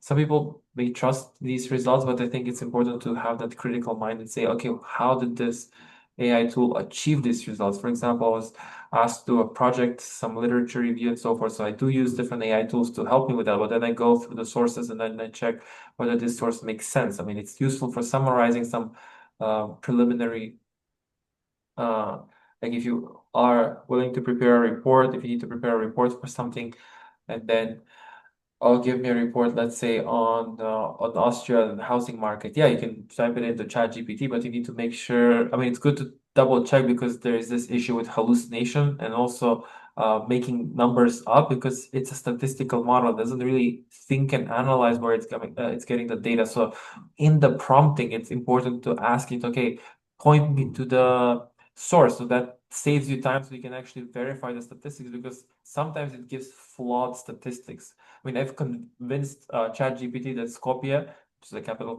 Macedonia, this was 2 years ago. I was chatting with it and I said, it's not. You're wrong. It's not the capital of Macedonia. So I just may, I said, oh, you're wrong. And then it was apologizing. Oh, it's like, I'm sorry I made a mistake. It's like, well, you can convince it to believe anything. I can, in a way, I don't know like what kind of limits they put on it. But then when I downloaded some open AI source tools, then there is this, I forget the name of the word, it's like this master prompt.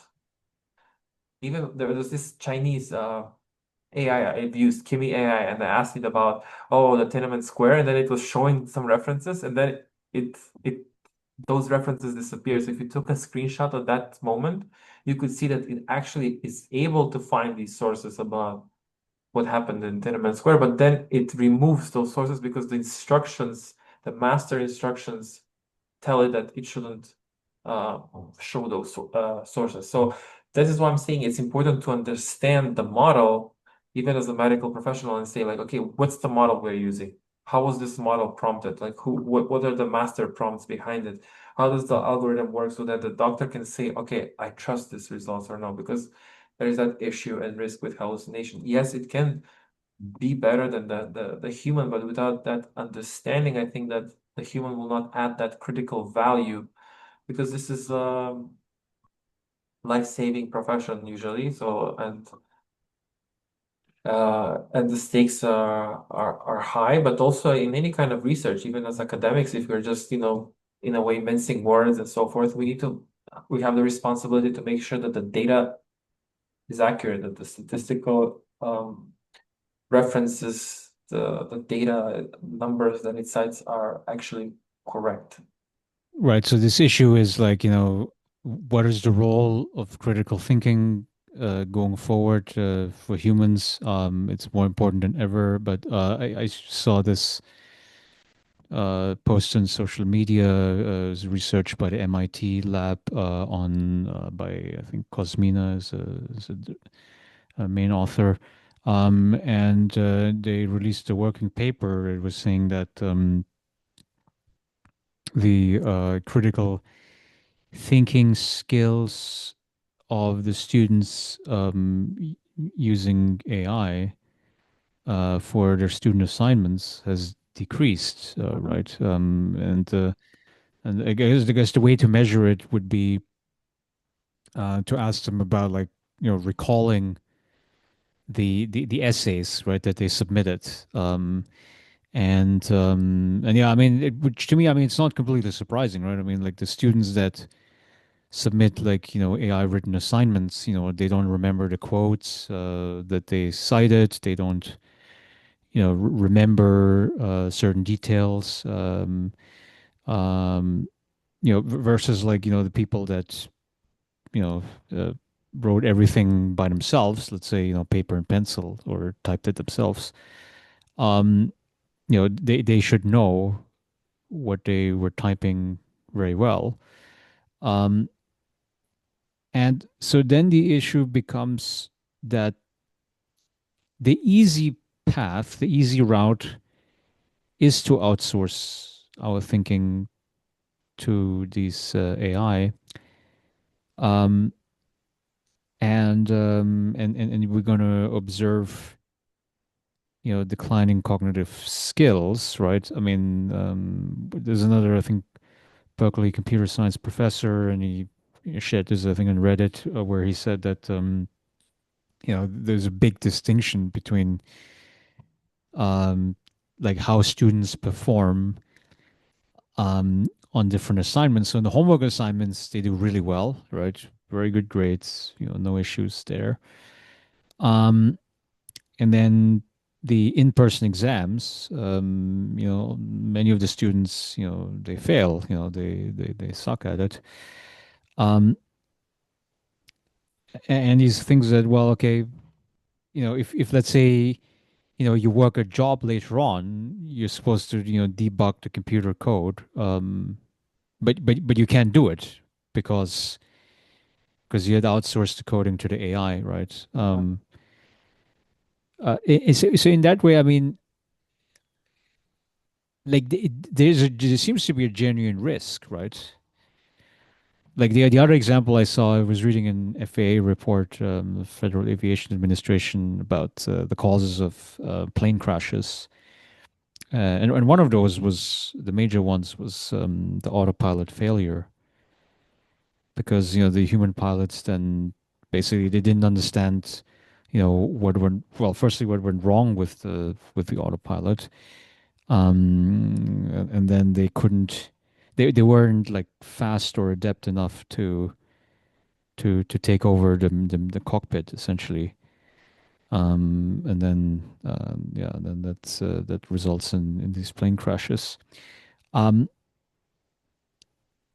so I mean, in effect, I mean, but isn't it the case that like all kinds of human advances are about like being able to outsource, well, firstly in the muscle labor, and then later on now it's the brain labor. Yeah. Um, but then if we do that, I mean, then well, then the issue is, okay, well, what's left? What's left of the human, effectively, right? Yeah. Okay. Good question. Um, So, I mean, this is a little different angle, but the optimistic side of things, I mean, the pessimistic is that we're going to have this huge inequality.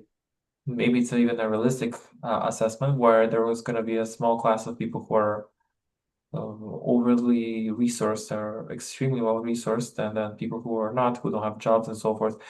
I think that thinking has always had a great impact in the world. The way the world is structured has centered around ideas. So in academia, I mean, Marx is heavily discussed or cited. Sometimes he's not even discussed, but Weber or whoever, it revolves around ideas, and those ideas inform structures, and those structures influence how we live. So ideas do matter, and thinking will matter even in the age of AI.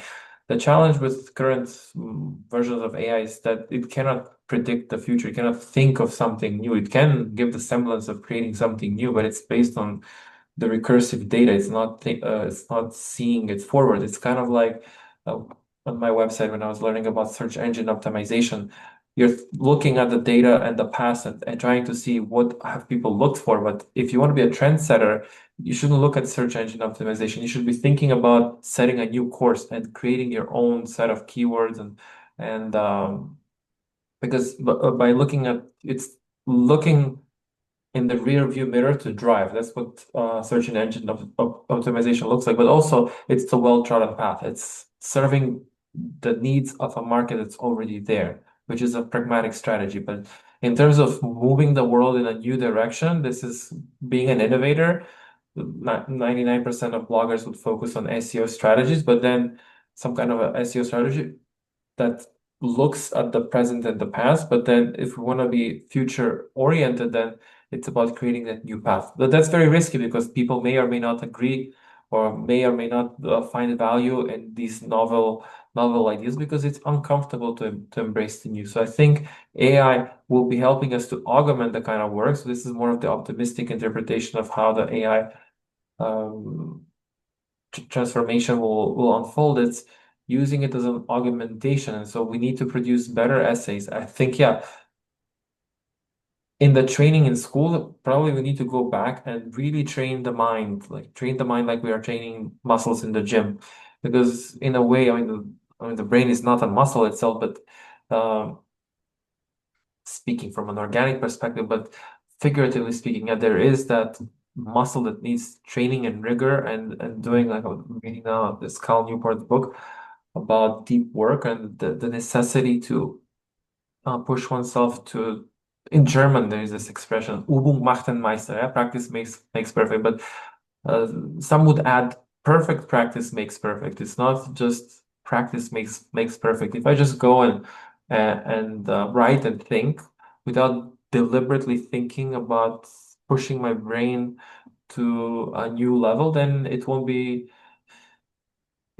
very sophisticated. It won't push me to the next level. It's like going to the gym and lifting the same amount of weights. Yeah, I will get some health benefits, but if I want to develop that form, it requires that I push myself. And I think one of the possibilities with AI is it could free up more time to do higher value added tasks so that we can, as humans, develop more holistically, spend more time in other kinds of humanistic endeavors, not just focus so much on work, but we'll see how it pans out. I think we need to, like you were discussing in your presentation, we need to think of some kind of a universal basic income, not just as a payment structure, but maybe as a system where there is more social welfare protection, housing. Vienna always ranks as the number one or top three at worst in terms of quality of life. And there is a reason for that because it has good public transportation. It has strong healthcare protections and so forth. So there are a lot of these social welfare structures that are in place that make Vienna a place of high quality of life compared to some other cities that are probably even more well resourced, but they have poorer life quality for Yeah, their citizens. absolutely. Yeah, I think social services, very important, social insurance, and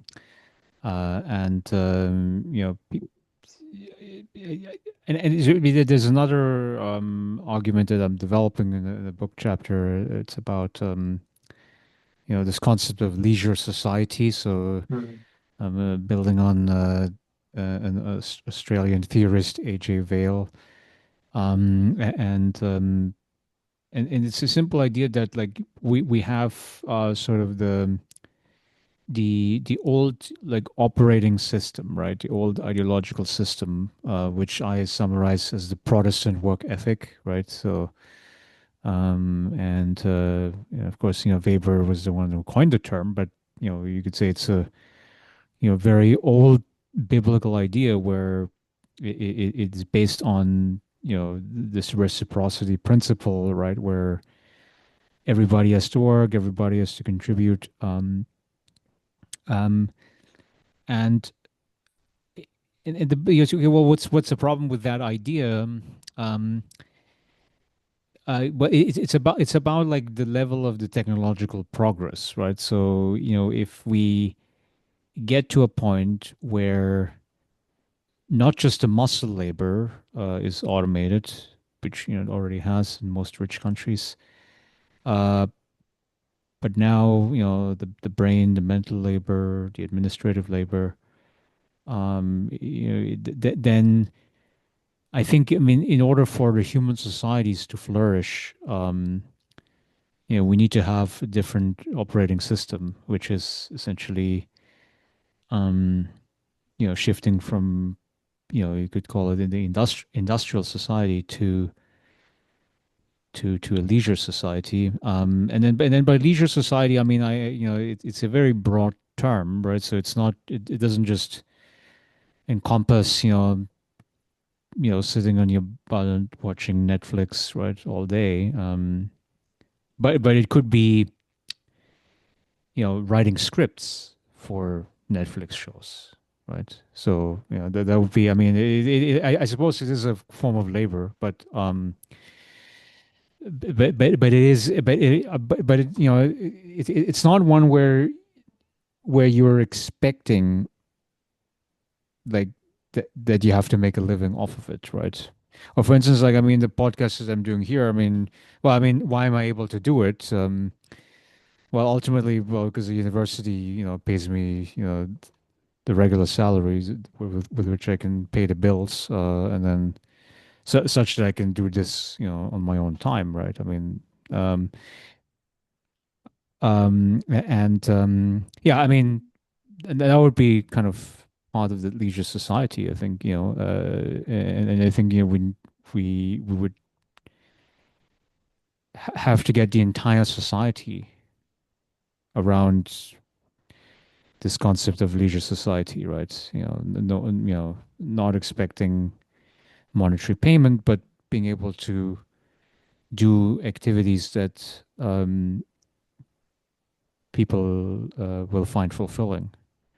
And I know it is a very big task, but I think that's what many of us, like artists, intellectuals, sociologists, social scientists. I think um, you know we we are already, you could say, trained for that world of the leisure society. Um, but if we're not able to train, you could say, the masses in that direction, um, then again, I think then the politics of the future is going to be quite terrible, I would say. You know, like scarcity mentality, the right wing populism, civil war, perhaps. I don't know. I mean, there's a lot of negative visions, that are possible.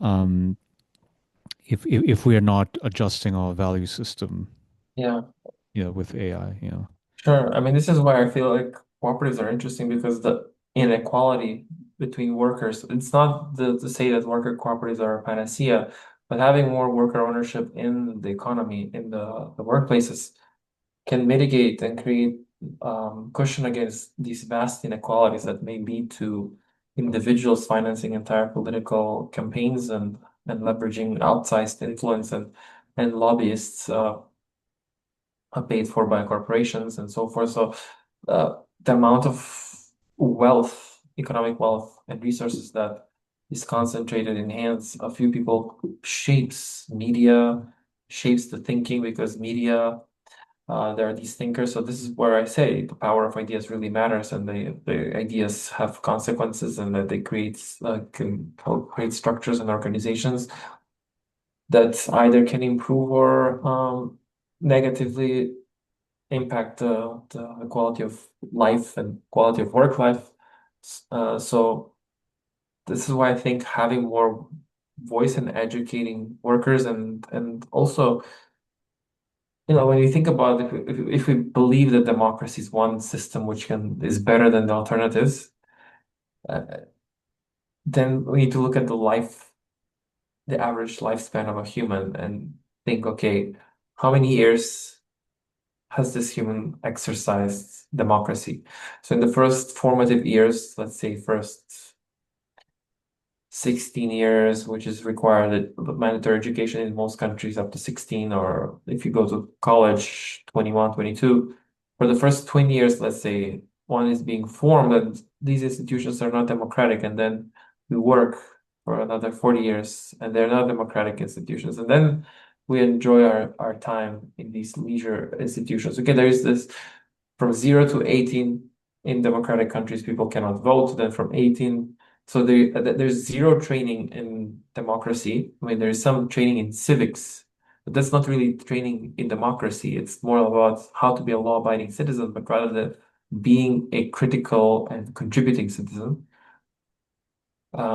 And being a law-abiding citizen is just one aspect of it. But being a critical thinker and contributing to changing laws, uh, I think it's more transformative. So then for the first 18 years on average, no training, and then one is expected to have understood democracy by virtue of just being a citizen. That's not how it works. We need to be trained in this, like the academia, PhD is essentially an apprenticeship to be a researcher and a professor. So you trained you to do what you're doing. You're training to do research. You're training to write publications. You're training to teach, and then you do that. But whereas in most democratic societies, there is no this training how to vote, how to accept decisions of the majority, how to form coalitions, how to try to shape it and influence uh, groups, how to discuss and debate ideas, and then a lot of times how to accept the ideas of others who are endorsed by the majority, and how to be involved in these structures. I think, yeah, if we have the expectations to participate in a democratic society after the age of 18, we need to have training for that that's appropriate. And I don't think, well, I haven't seen that most countries do that. So this is why I think, and also that translates to the economic sphere. Then people are disconnected. They see people who have a lot of money on one hand, then there are these populists who promise, let's say, be there on the left or the right, they will promise, okay, we'll change things, and then, okay, I like the way this sounds. Things have been going bad, and I mean, even if they go worse, like what's the already things are going bad for me, so I might as well vote for something that seems like an alternative. Um, because people cling on to hope when they're too desperate. They cling to hope, thinking that things will improve. And I think that's why these populist messages and rhetorics are appealing because um, the status quo is so demoralizing that anything but the status quo would be better. Yeah, I mean that's. I think Nietzsche made this one point about suffering, right? Human suffering, and he said that humans tolerate a large amount of Mm. suffering as long as they see a purpose, right, for it. So that's why I mean, like the Christian religion, for instance. I mean, okay, of course, makes it all about that. Story of the suffering of Jesus, right? And then there's this like grand hope that um, well the suffering wouldn't be overcome, I guess, within the current life. I mean, it would have to be in the afterlife. Uh, but uh, but that's really the story that does attract a lot of people. Um, like if there wasn't this like martyr, kind of suffering in it, it might not be so attractive as an idea.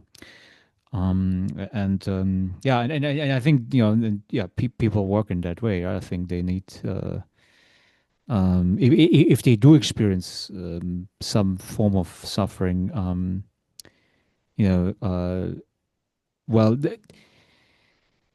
they then want to be. Well, I mean, then there's going to be. I mean, in politics, I mean, what will happen is that there will be some leaders who say, "Yeah, you vote for me, and I will release you from the suffering." I guess. Um, Even though, I mean, every time that those populists get elected, I mean, things do tend to get worse. So, I mean, right? Because you try to, let's say, I don't know, rip up all trade agreements. You try to deport the people who are doing the actual productive jobs, right? I mean, so in some sense, the conditions of scarcity that people were experiencing, it is going to get much worse, I would say, right? I mean, Yeah. if you sort of surrender to it, um, but that's okay. Well, let's then end on the I think on the positive vision because it seems like I mean, if you recall the Eric Olin Wright argument, right? Like the real utopias, the two visions of utopia that he was selling to people was well, UBI, which is what I talked about, and the other would be the co-ops, which is what Mhm. you talked about. So, Yeah. so it looks like I mean you and I mean Yeah, combining. yeah, we're both addicted to these visions of utopia, I suppose, right? Yeah, it's the appeal that there is a better world that we can do given all the knowledge and everything that we've learned. Yes, there is the free rider effect on one hand, but that only applies in certain contexts and certain cases. Sure, it's prevalent across all work organizations, but then again, there is this tendency that humans like to be altruistic or get some kind of satisfaction that's non-monetary from actually building an organization like Wikipedia, which is open source. So despite all of these repressions or suppressions or omissions of these ideas, still they're trickling up. Interesting thing, Mondragon in Spain, a worker cooperative was started under Franco's uh, during Franco's time. Sometimes worker cooperatives start in other um, times, but usually during times of hardship and as a response to the traditional way of doing business. So and they have left a great legacy. I mean, it's no coincidence that the United Nations. I mean, yeah, people criticize the United Nations, but still, to reach a consensus to say this is going to be the International Year of Cooperatives twice in between 2012 and 2015, I think speaks volumes about the contributions and the potential that cooperatives have. Because to have so many different voices agree that this is an important topic to recognize at the United Nations, it's a great recognition of that organizational type of form, and I think that's not to be taken lightly. I do know some people do not take the United Nations seriously, but when they think about that, they think more in terms of geopolitics and the influence they have on the real politics of things. But to get a consensus among people in the United Nations that represent different religious, economic ideologies, levels of economic development, and for all of them to agree and say twice, not just once, this is important, speaks volumes about it. And I think we should study it more. Uh, we should study these kind of initiatives and management and organizational forms in business schools, which is something that's heavily understudied. And I think there's great potential because if we will know about traditional forms of doing business and cooperative forms of business, and in social policy, if we know about universal basic income and other types of initiatives, I think that we will have a more informed way of making decisions rather than just because it doesn't serve certain interests. I mean, we can have another debate about other applications of open source in medicine and vaccines and so forth. Just because it doesn't serve the interest, the financial interest of certain groups, it doesn't mean that the idea is bad. I mean, just because Jimmy Wales, the founder of Wikipedia, did not make a fortune out of Wikipedia, does not make that idea any less valuable. It's just that the way the world rewards him monetarily does not reward open sharing of knowledge. Rather, it rewards like what uh, in Polanyian terms, like these, like the great transformation and the enclosures, and it rewards those who actually enclose and encapsulate that knowledge, like OpenAI building ChatGPT. Yes, it's a great large language model. Did they actually create all of that knowledge? That knowledge that they have scraped from the internet or Google Books has taken thousands and thousands of years to develop. It's books that have been published for many, many, many, many centuries and years of building up. It's like billions and billions of hours of labor that are accumulated there that we can now scan and access at the click of a button. Yeah, I mean, and that was like, one of the most powerful, like moral ethical points regarding the desirability of, UBI that came from. Gar Alperovitz. I think it was the essay was titled "Technological Inheritance," and the essential idea is that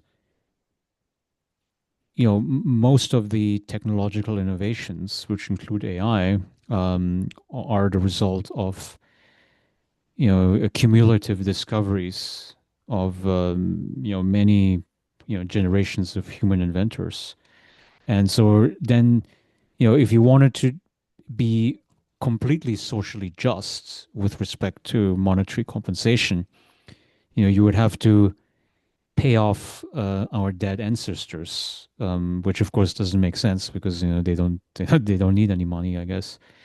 Um, so then the issue is, okay, if you cannot pay it to the dead ancestors, then you need to have another secondary Yeah. principle of redistribution. It's- And I think, and the secondary principle could be, um, um, yeah, basically giving it to everybody, right? Yeah, Instead yeah. of Instead just of paying it but back to the ancestors, like you said, paying it forward.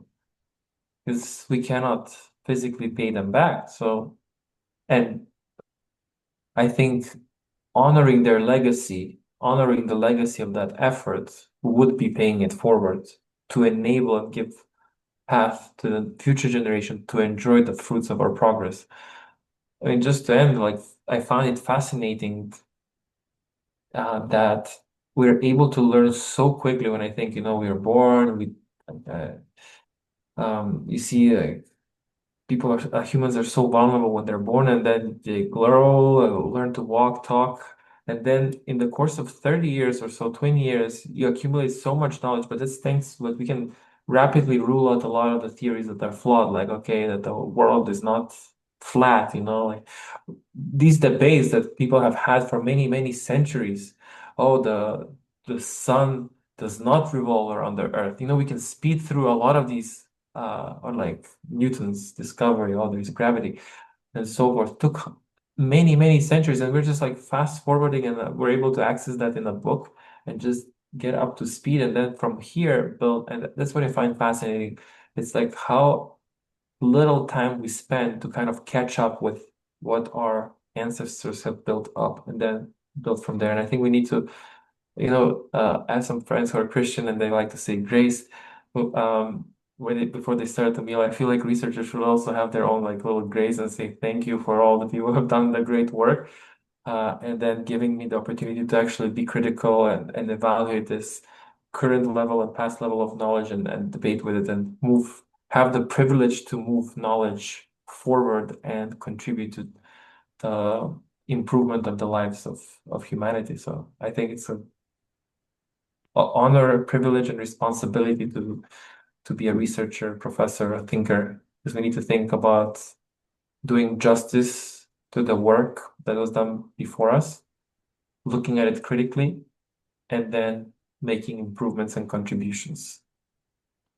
yeah, that's right. Yeah, so you have to be, I guess a hobby historian of science, and you'd have to have some knowledge within your own field. Well, I mean, I guess. Well, I mean, I teach in the sociology program in my university, and every semester they always put me in classical sociological theory, a graduate course, and I would say it is one of my all-time favorite classes to teach because because in selecting the readings for that syllabus, I mean, I have to make decisions regarding like what do I think is like the canon, like who are the big sociologists that shape the field, define the contours of the field.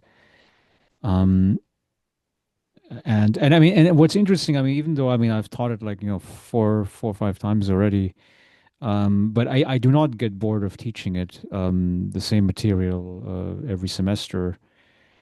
Um, I mean, ultimately, in the same way, yeah. I mean, going back to the Christian example, I mean, if I was a pastor, right? I mean, if I had to reread the same passages in the scriptures. You wouldn't get tired necessarily of teaching it because you feel like reinvigorated again, right? I mean, your identity as well, in this case, a sociologist, gets reinforced, right? And then you kind of know, okay, this is what we're in the game for. Yeah, I mean that's why I mean like citing Marx, citing Weber, Polanyi, and all these people. It feels very natural to some extent, right?